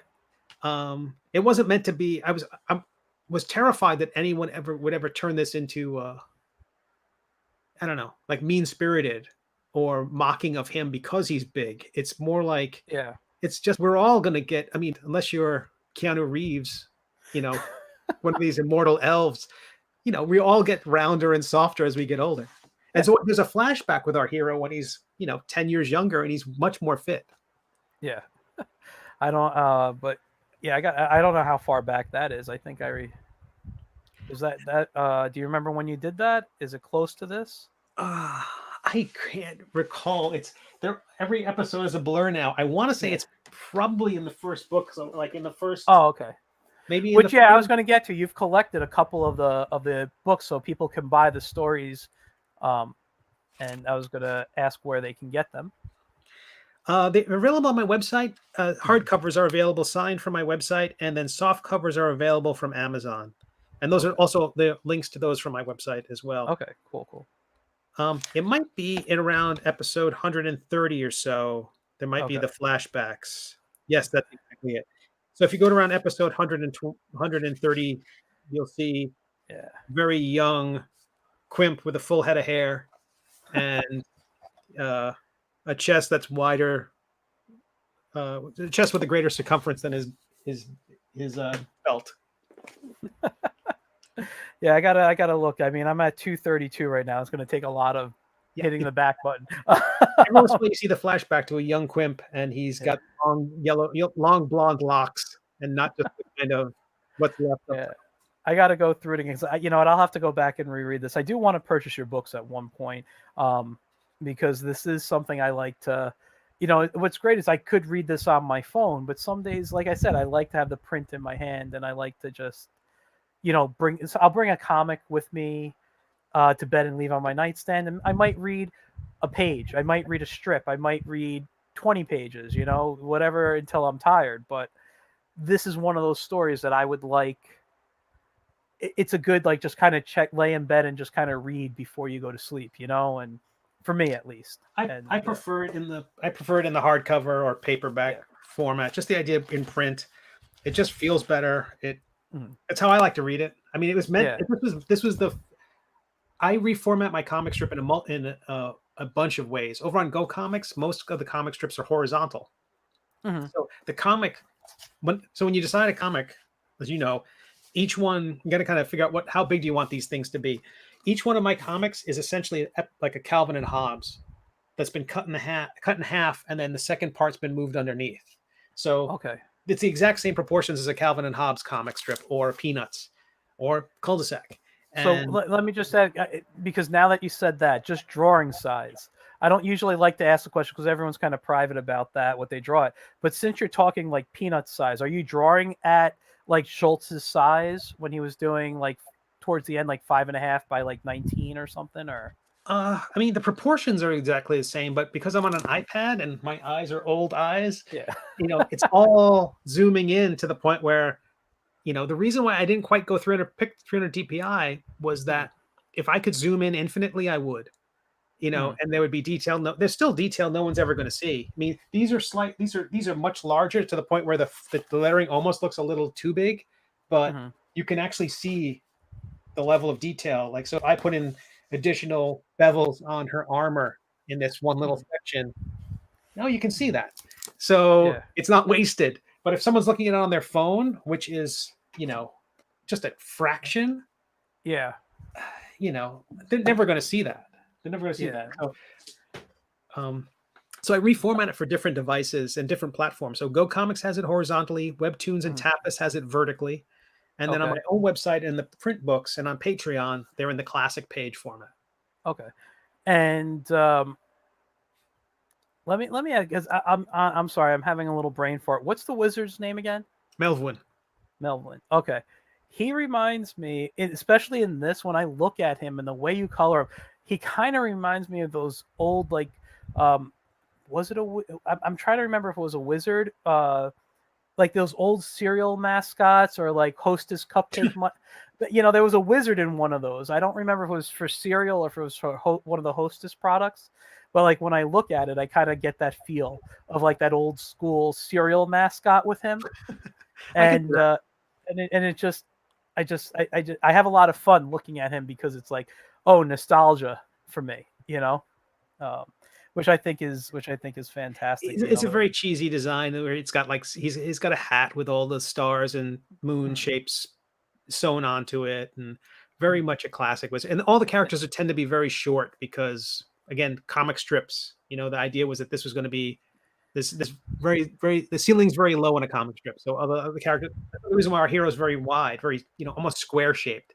In that, not square, not in terms of the right angles, but in terms of he's as tall as he is wide, and that's just the nature of comic strips. And the thought was, at least when I was beginning this comic, I was in talks with Go Comics. They said they had seen Bloop, and they had seen some fun little side things I did. So Bloop was a side thing of Astounding Space Thrills, and within Bloop there was this other side thing, and they'd seen that and said, "You ever think about doing a comic strip?" And I was like, not since I was 8. But I got it in my head, like, yeah, I could try that. And I was working on the Richard Thompson book, and I should really try comic strip. And it was sort of like, write what you know. And I went to the Maryland Renaissance Festival, and I was there, and all the stuff was percolating. And I'd done the Kid Night a few years earlier, and there was just something about the incongruity of a Renaissance festival where people have, cell phones, and there's this like stuff like the King's Pizza, the name of one of these cheesy little shacks there, and something very silly in a Flintstones or Xena way. And okay, that's the set. That would be a perfect setting, and I could go call on all that other stuff that I love, like the Hobbit when I was a kid, and Indy, and and I don't know, all that filtered into this dumb thing. No, that's great though, and it's not dumb, man. It's a great story, great strip. dumb in a good way. Yeah, I you know, I don't usually put them up on the screen, but Mike Wilkie he has a strip, and he is, to me, one of the funniest people out there. He like has a joke at the drop of a hat. So I just want you to read this here. Was the sword divorced? And it would be an ex. Excellent. Yeah. Excellent. I usually just read them, but he cracks me up, and that's something that needs to be read. Every day he'll post something, and it gives me a really good chuckle, you know. And they're just like puns or whatever, and I every time he comments or whatever, I always promote his stuff. I love it, and I do. And Mike, one day I'm going to get you on this show, and so we can talk about just gag writing, probably, you know, because you do it so well. But yeah, no, that was a good one. I like that one. So how many books do you have out right now for the Middle Age? Is it just the two you were saying, or is there two? Two. Yeah. And do you have a third one soon coming out, or when are you Not gonna? soon. Maybe by the end of 2021, I'll have enough. Okay. About 100 episodes goes into a book, and that's about the right size. Okay. And I should wrap up the major story arc we're currently on if all goes according to plan. Okay. I think that's great, because I will be, you know, I will be picking these books up at some point in my life. My birthday's in February, so that might be a good, like, maybe have to put it on my Amazon wish list so my wife can see, hey, Michael needs some new comics in his life, you know. And I'll be honest, I just bought a few. And speaking of the Hobbit, I don't know if you've seen this. So I own some of the artwork from the guy, but have you seen this book, this comic? No. It came out a few years ago. Oh, yes. I did. I couldn't quite tell from the picture there, but yes, for sure. I mean, look at that. Beautiful. I have 3 pieces that I believe I bought from him. What's his name? David Wenzel. Yeah. And I met him at a show. I forget which one, but I bought like 3 pieces of his art. And so basically on any wall I turn in the studio, there's always something like Lord of the Rings on here in this room. And like I'm looking up there and I see a Gandalf. There's a picture of the Shire over there, and in that back corner there's another Gandalf, you know. So it's all over the place here. But yeah, no, this is just, speaking of beautiful stuff here. So if you get a chance, I mean, it's not, I think I paid like $20 or $30 for it. You know, that's awesome. It's totally worth it. Totally worth it. But yeah, I haven't even read it yet. It's basically the story of the Hobbit, like in the sense where like I'm reading Tolkien, but the artwork just takes me in so much that it's like I stop reading the book. So I have this love-hate relationship with it right now, because I want to read it. But I love the art so much, right, that I can't just sit down and read it. It takes me forever. You know, I'll get through like a page or two, and then I'm like, I'm going back. Look at how he did the eyes here, and that's great. It's amazing. So just looking, no new comments or questions, unfortunately. So I think I'm going to wrap up. I'm sure I could talk to you a lot more. I'm sure there's so much you were saying earlier that we have in common, background-wise and stuff. And I'm sure I could just talk to you about comics and ideas for so much longer. But I just I feel like people should, if they've never read this, they should be on your website right now reading this book, reading this stuff. I feel people should be getting to know your work if they've never seen it right now, because it is so... it's fun. Not only is it beautiful, not only is it well written, it's fun, you know. Just the picture that, if I bring up this page here, back, add to stream, and I'm looking at the facial expression right here. I don't know if you can see my arrow on there. Let me zoom in a little bit. Whoops, wrong screen. That's why you couldn't see my arrow. Hold on. That's the problem of having all this here. Like, I just love the facial expression, how his tongue is hanging out, how he's missing his boot, you know, and you know, like you're saying, all these little details that, you know, from far away you may not see, you know, really well, but you know, when you look closely in, and I don't know, there's just something about it that when I look at this stuff, I don't even know how to describe it. I just want to see more. I mean, like you know, as an artist, I can sit and look at this and know exactly what you drew, you know, just ink lines, but the way you use color, just here, whoops, hold on. Like on his brow right here and the indentations, you know, it would have worked fine if this was like flat color and maybe a little cell shaded or whatever, little shadow, but no, I mean, you do so much to it, that even in the shadow of the eye, you get this beautiful roundness here. I mean, this the work that goes into this, and that's one of the reasons, like, I want these people to, you know, just go and watch and read and I appreciate it. yeah, It's also nice to know that anybody gets it, that I haven't just wasting my time. I mean, my readers are and my Patreon supporters are so wonderful, but not but and whoops. it's just Yeah, it's nice to that every once in a while I wonder, should I be doing 3 episodes a week and just doing cell shading, you know, something really simple and just getting yeah, this there's something to be said for having more episodes out, even if I haven't, you know, put it reflected yeah, light on every globule of wax coming off that yeah. candle. I mean, yeah, no, I understand what you like. When I was doing the Wiz, I did 2 strips a week. It was flat. I don't even think I cell shaded it unless it needed shading to tell the story. You know, I Right. just kept it very just flat colors. There's But I virtue in mean, that. yeah. But I'm gonna when I bring it back, it's only gonna be once a week, just so I don't have to. I don't honestly, I don't want to write that much.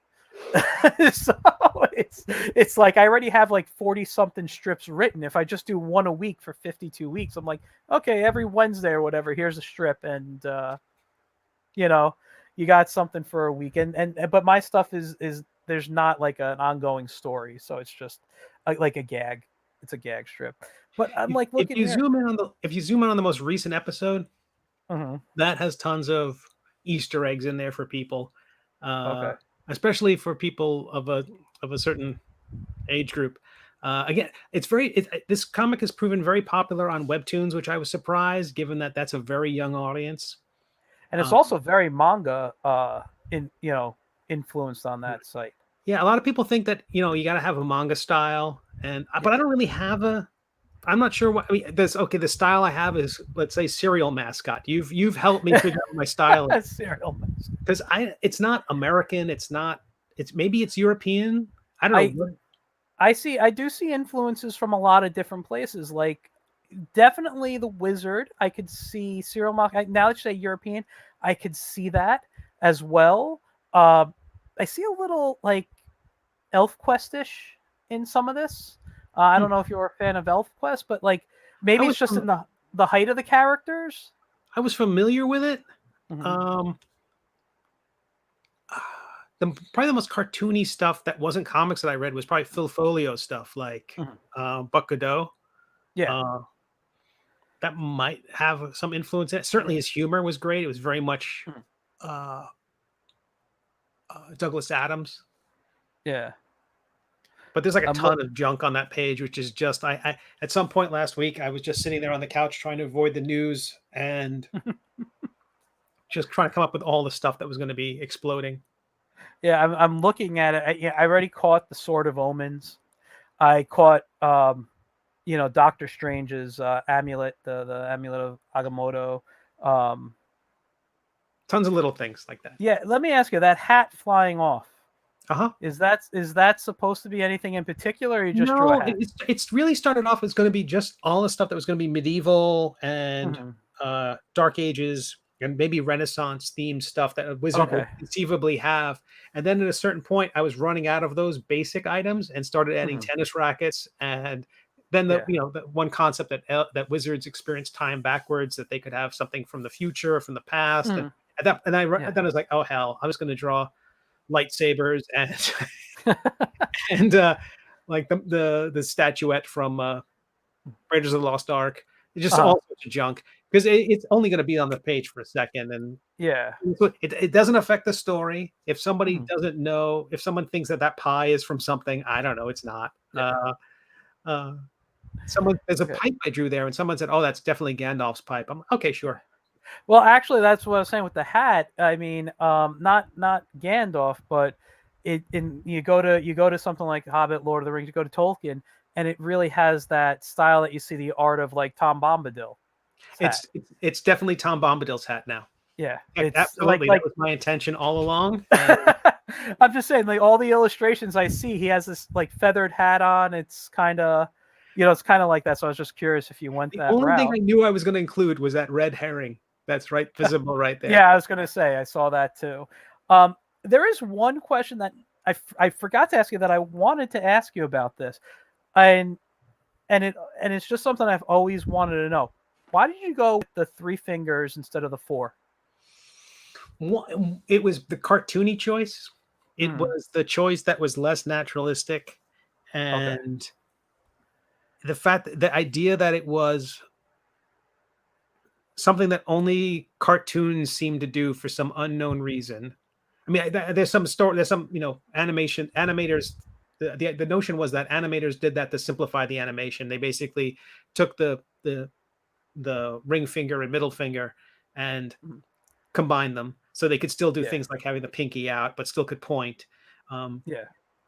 but because it was cartoony, that was the main choice. I did it. So I think Yeah. there's even an infinity gauntlet in there with four Yeah, I fingers. see that, and yeah, no, actually, it's funny you said it because the story I heard it comes from animation, and they did it. I was told to save ink and paint. One Right. less finger Sure. removes, But I like that they combined it that way too. I like that story. I That one mean, I the whole never point. heard. The only thing it really robbed them of was the ability to flip someone the bird. Yeah, I'm sure they could figure that out.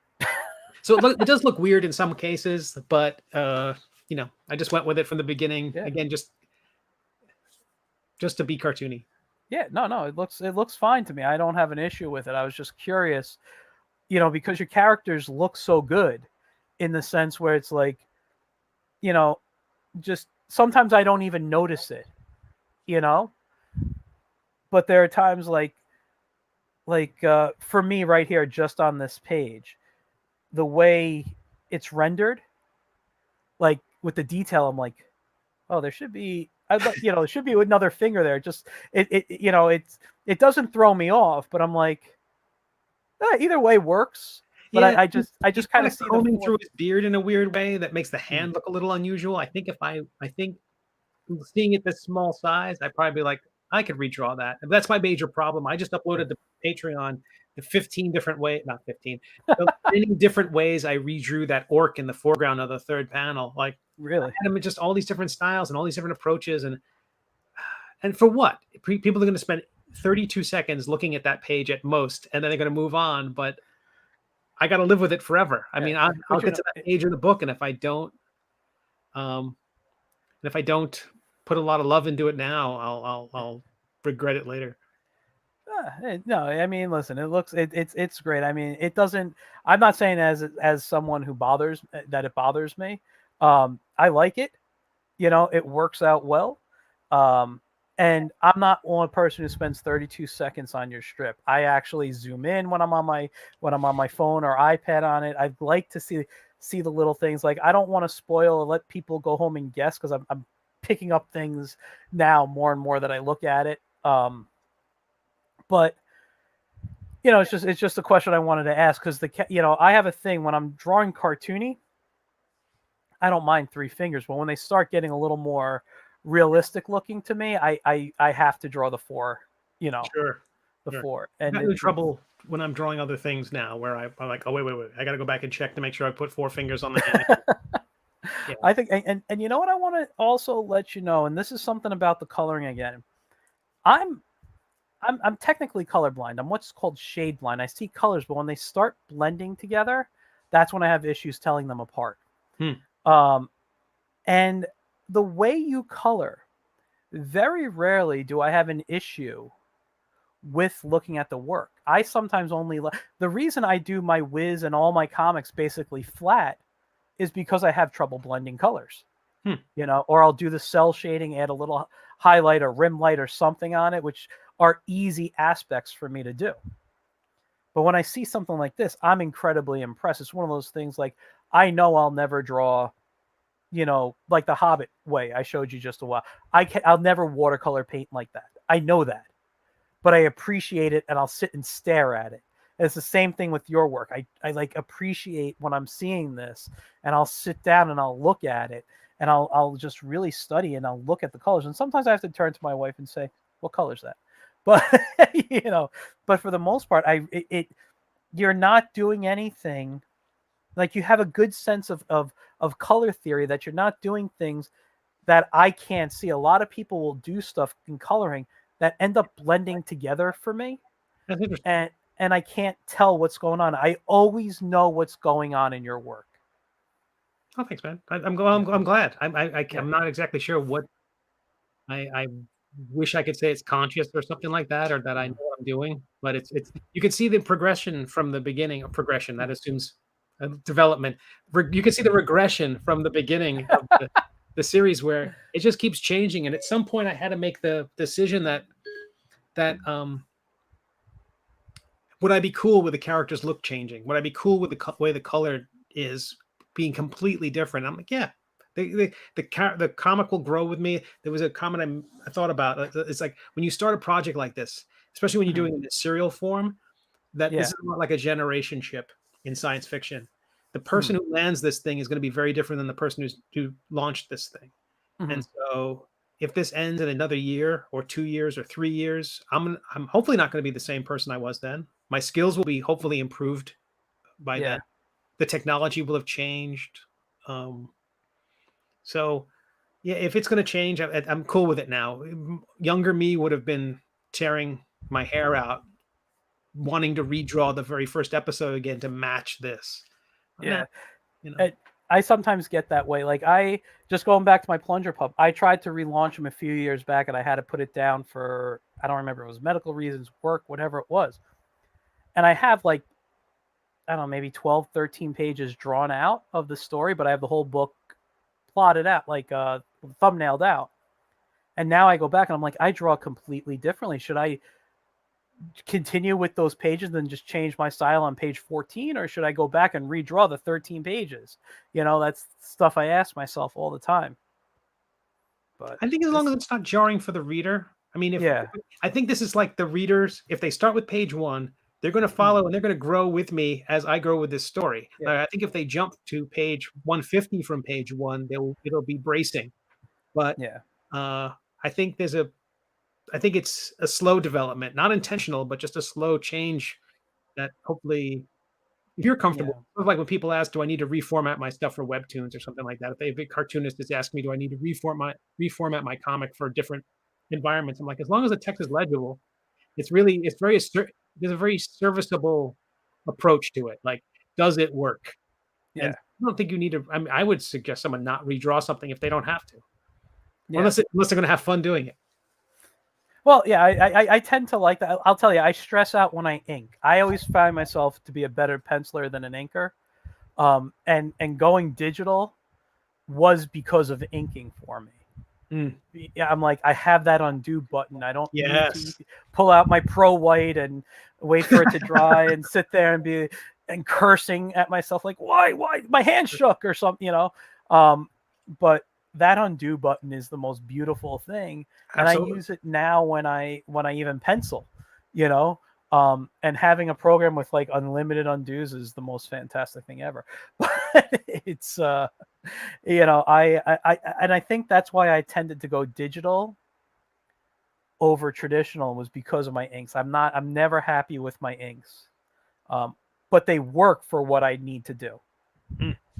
You know, that's just my own personal thing. But yeah, it's wow.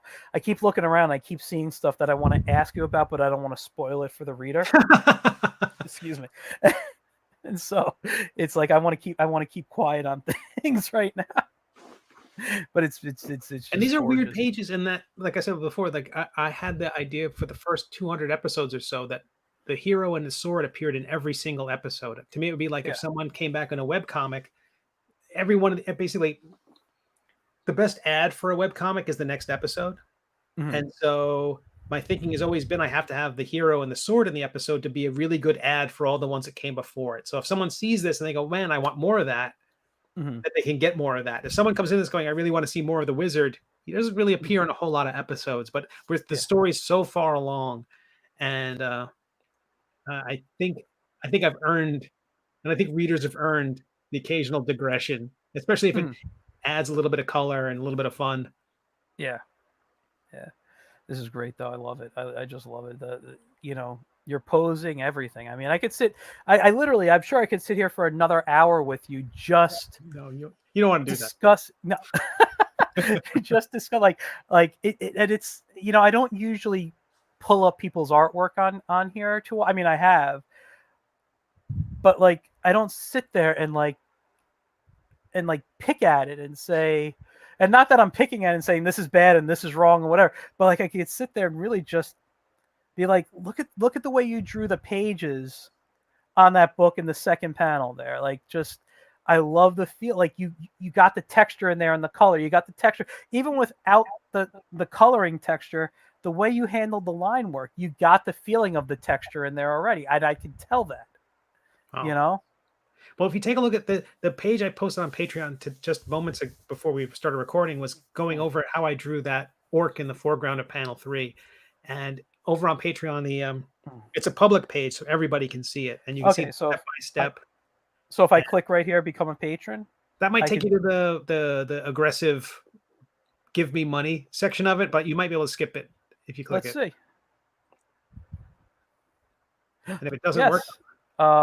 We are using cookies. Can I get to? maybe if I you can click on here. the portrait. Am I signed in here? I'm not even logged in, but I'll just type in your name and see what happens. Yeah, or patreon.com/Steve Conley.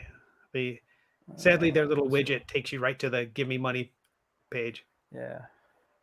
Yeah, I have one, but I don't have any people, any subscribers yet. I haven't pushed it.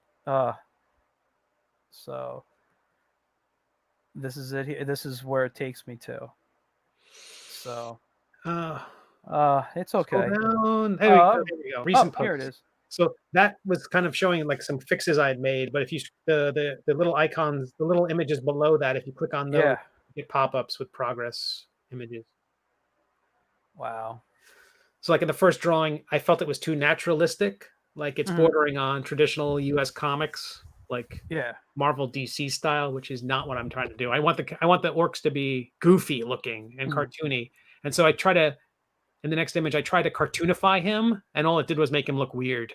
And I didn't care for that reaction. Also, I want him to be stunned by it, not just staring at it. And the next, Look at it. like, Yeah. okay, I'm gonna. So that was inked and flatted and ready to go, and I'm like, no, I'm not happy with it. So I sketched this on top, and then further tightened it up. And I was like, okay, now we're in business.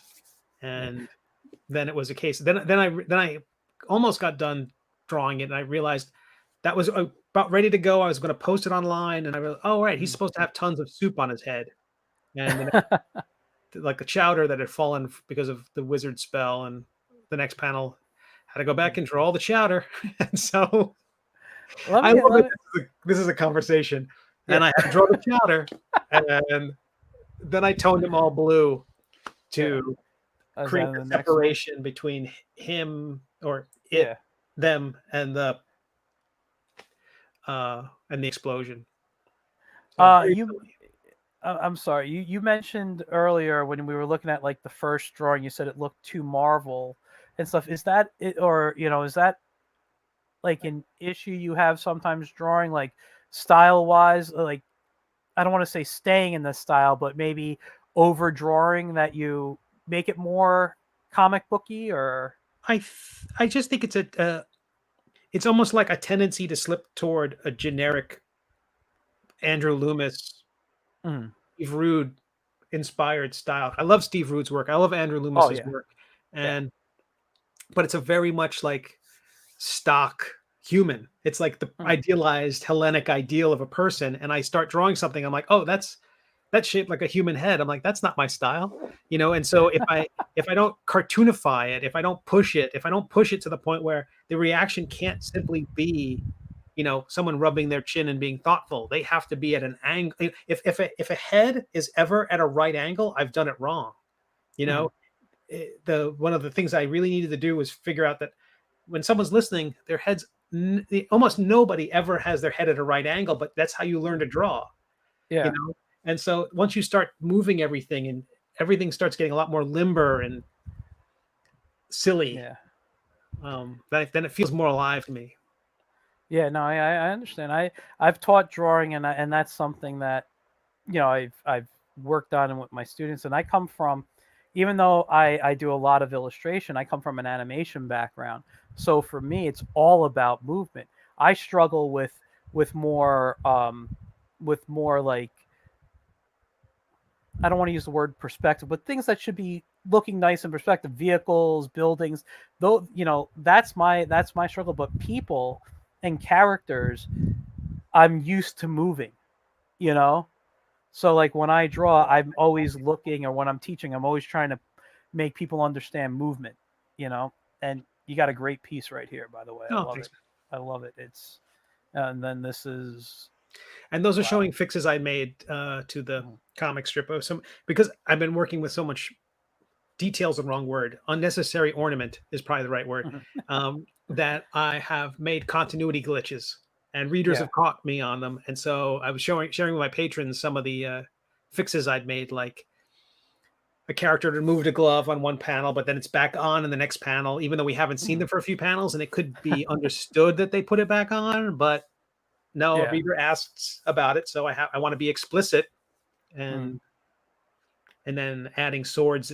Again, people are pincushions in this comic strip, so there's blood everywhere. There's swords sticking out of everybody, arrows sticking out of everybody, and I love the blood splatter you have going on in the second, just coming right up, And it's terrible because so when I first was putting this comic together, I thought, okay, this could be in newspapers, right? So I don't want it to be bloody at all. So the sword would drink blood. That's my get out of jail free card with this. The whole idea would cut through somebody, and there wouldn't be an ounce of blood because the sword would drink it. And I got to this page early on, like episode 16 or 17, where, mild spoiler, it's 3 years old. I think I'd say this. So when our hero gets knocked out, the sword takes over. And so the hero's unconscious, and the sword is just controlling his body. And that's when it gets really deadly, and starts going on this killing spree, the dancing sword of death. And I have him swinging the sword wildly, blood everywhere. And I asked the person at Go Comics, the blood was on a separate layer. I don't have to do all this. What do you think? And she said, oh, no, go for it. I'm like, all right. So, and it's only gotten worse from there. There are scenes where there's blood everywhere. But I don't know. You have someone running around with pointy objects, I think there should be blood. Otherwise, I don't know. Wow, it's fantastic though.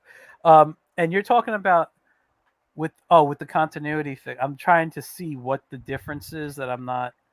In the second and third one, there's a sword that should be sticking out of the orc's chest. Okay, I see that. And so that was the main issue, is that he's impaled in one panel. Then the next episode, he's impaled in one episode. The next episode, the sword's not there, and in the next episode, it's back in his chest. So it was something that I had drawn early on, but because I was so busy adding shines and reflections to everything, I forgot to draw the sword. Yeah. And so a reader caught it, which is wonderful. That's another beautiful thing about doing a webcomic, is that readers can call your attention to these things before they go into print, and you can fix them. Yeah. No, that's great. I'm just looking to see the differences, if I can tell. In the top one, Phosphine, the character in the middle, is moving her hand to show her putting the glove on. Oh, okay. So it's a subtle difference. Her body mostly stays the same. I just had to move one arm and slightly change it. Yeah, that's not bad. That's easy stuff there. I love the picture of his chubbiness here and everything, and I just love your design. So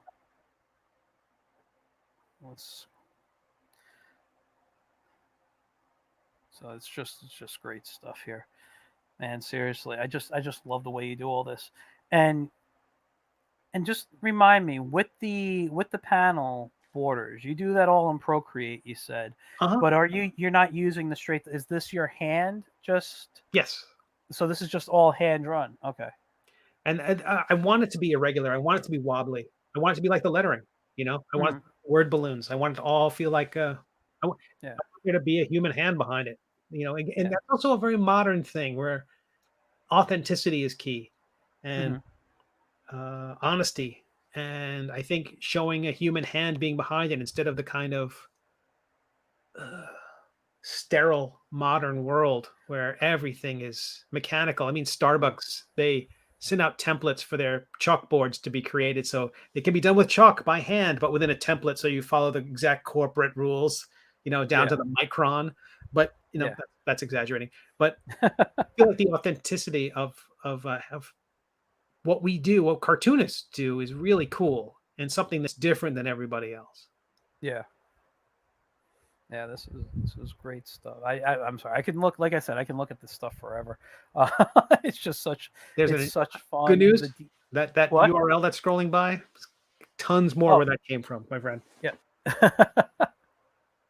Yeah, you guys definitely, when we end this, um, especially if you're not in the, as long as you can stay up late in the New York or East Coast area, because we're what, already at 10:30, Oh and gosh. no, it's not a big deal. I'm gonna have to end soon because I do have work in the morning that I do have to go to. Um, but I had to take today off for reasons, but it was actually for project stuff I was doing. But yeah, it's it's amazing stuff here. I can sit and look, and so you got stuff here. Just quickly, last thing I wanted to mention, which by the way, you guys, if you can, donate to his Patreon here, you know, or well, not just donate, but be part of it somewhere, help him out. And what you're creating, these unlocked pieces here. So I'm seeing work in progress, jumbo size. What is a jumbo size? That's a much larger version of the webcomic you can read on my own website. The idea Mm, is that if you're a member of a Patreon mm, subscriber, you get much larger versions of the comic. So if you do want to zoom in, if you do want to see that stuff, you can see it. I'm not inclined to put very high resolution files out publicly mm. because I want to be the only one who can print my book. No, Uh, I agree with that. Yeah, so that's. there's a kind of it's not entirely print quality again because the file would be gigantic, but it's a good sized JPEG, maybe twice as many pixels as the one you see on my website. Okay. So they get that. They also get a lot of other work in progress stuff, and there's also Mm, a couple of side stories. Like there's a Waddlebottom, the Lord of all Ducks, is a character in the story, mm. and my Patreon supporters get an exclusive story featuring him. Yeah, that's awesome.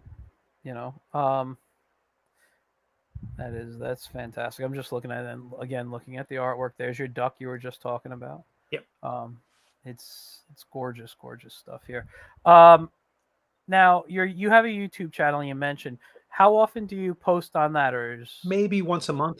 It's once a starting month? off as just tutorial. It's basically trying to replace the interaction I miss at conventions, the Hmm. chance to talk shop, and Yeah. uh, yeah, it's been fun. The first one was very well received. I was very surprised that the like 8,000 views, uh, Wow. surprising number of views on on my approach to publishing my comics on Webtoons and what I've learned about being on that platform for about 3 years. Mhm. Oh, that's interesting. I may have to check that video out. I've looked at a couple. I haven't seen all of yours yet, but the comic I was telling you about, Dax Photon, I want to publish in a few places, and Webtoons is one of them that I'm thinking of going towards. I don't. Like I said, I may be able to draw in that manga style, but I'm not like it's not my full time. I like more silly cartoony stuff, so I'm just trying to figure out if Webtoons is the right place because like I said, I know it's very heavily manga based, and I don't think kids, it's a very young audience. I don't mhm, think young people have a bias towards a style the mhm, way an older reader tends to. mhm. Um, because think about the comics and cartoons you liked as a kid. I don't think you cared whether it was Warner Brothers or the Spider-Man cartoon or Yeah. or Battle of the Planets or all over the map in terms of style, but you didn't. I think that comes later. I think that kind of distinction comes later, and just because that's the style kids are drawing in doesn't mean that's the only kind of. I mean, I've got 13,000 subscribers on there, and my style that's fantastic. Could not be considered manga at all. Yeah. So no, I'm actually very European based. I'm highly influenced by when I was a kid, the Smurfs were a big thing, so Peo was a big guy for me. I loved his Benny Break Iron when I discovered that. The Johan and Pee Wee stuff, those were great. Then you end up reading things like Marsupilami and whatever, Lucky Luke, all those type of things. Those are the things that, like, comic wise, I mean, I have superhero stuff, I have everything. But like, if I look on my shelf over here and I pass all my manga stuff that's in the front, I'm going in the back and I'm seeing, Tintin and all those other books that, like, I love to pull out and just sit back and read. And I think that's a major influence on what I do. So that's great. I don't think kids care about the style thing. I think if you publish it there and you might get readers, you might not. And I business wise, I don't think there's a lot of Patreon supporters or Kickstarter supporters I may have gotten from them. Maybe a few Kickstarter, but I don't think Patreon. I don't think the young kids. You don't want to market to young kids anyway. But but it's been pretty good in terms of advertising revenue. I do at a certain point on Webtoons, if you continue publishing there, and you exceed a certain number of subscribers and a certain popularity, they will do advertising split with you. And that's cool. It's better than pizza money. Yeah. That's what people want, better than pizza. Although I do love pizza, so it's great. Well, you know what? I'm gonna have to I think, unfortunately, wrap this up. I really appreciate it. Yeah, no, I'm having such a good time chatting here. But I do need, like I said, to end and make sure I'm in bed early at some point for work tomorrow. I had a great time chatting with you. And I'd love to have you back some point, where, especially if you have another Kickstarter or something going on, I'd love to have you come on and promote it here. But, and I say this basically at the end of every show, and I truly mean it. And it really comes from my heart. Number one, thank you for being a creator. Thank you for giving us, material out there to escape from whatever's going on in our lives, entertain us, make us laugh, make us whatever. And I appreciate all creators. And it's why I started doing these Get in Tune interviews, because the people I talk with, they are people that I some of them are friends of mine, but I'm fans of them, even if they are friends of mine. I'm just fans. They're putting stuff out there that's different than what you see in the mainstream or what you're watching on television. And a lot of times, and like I say with your stuff, it's better than a lot of the stuff I see out there. So having you have that collection of books, having you have the webcomic that I can go to anytime and read, I appreciate that. So thank you for that. And thank you for doing this. I mean, I would have killed to have something like this when I was younger. The idea that I could go on, I'm so happy to have it now that I can go back and go see interviews with cartoonists. I mean, it's an amazing resource. I'm so glad you're doing this. I mean, it's a shame you got me on, but I'm so glad you're doing this.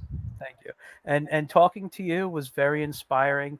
I know I have to go to bed early so I can get up, but man, I just want to get my drawing pad out and start sketching. I want to pull out Dax Photon and start drawing Dax stuff right now, and it's talking to you, and talking to people like you is the reason I'm bringing the Wiz back. And I was able to write the Wiz. For a long time, I felt like me and him just weren't talking. And because I've been talking with cartoonists, I'm like, oh my God, I'm starting to have conversations with the Wiz again. And we're having these these fun talks where he's like, I'm like, oh, what are you doing today? I'm at the bowling alley. Okay, what's going on? And he just tells me, and I write down what's going on at the bowling alley for him, and I get to draw it. And so thank you for doing that. Do you mind hanging out backstage for a few moments? Oh no, not at all. Not at all. All right, cool. I'm gonna put you backstage, and I'm gonna do my little closing up. So thanks. I'll be back with you in a moment. Thank you so much. All right, thanks. So you guys, I'm just getting out a little text here that I need to make sure I say. First of all, I want to thank Steve for coming on. I'm sure you can tell just by talking to him, listening to me talk to him, I was fanboying out a little bit. I am a big fan. And it is a strip I do read regularly. Like I said, I sometimes wait so I can kind of binge it, but I really enjoy this strip. Artwork, story, humor, everything is like it's a great thing, and I want you guys to check it out. So go to middleagedcomic.com. You can read everything on there. Go to the first strip. Now, next week I'm gonna have another guest on. Believe me, it's gonna be a fun one too. I'll just check out what I post on my Facebook, Instagram, all those lovely sites that that you could find me on over here. So getintoon.net on Facebook, at Michael Grassi on Instagram, YouTube, and Twitter, and ToonMaker76 on Twitch. Also, just a reminder, on this Thursday on Incredicon HV on Facebook, so facebook.com/IncrediconHV, Mike Lopez, who I used to be on Incredit Chat with, is doing an Incredit Chat with, his name is Sam Humphrey. Sam Humphrey played, I believe his name was Tom Thumb in The Greatest Showman. He was I believe he was playing the tiniest, like the world's tiniest man or something.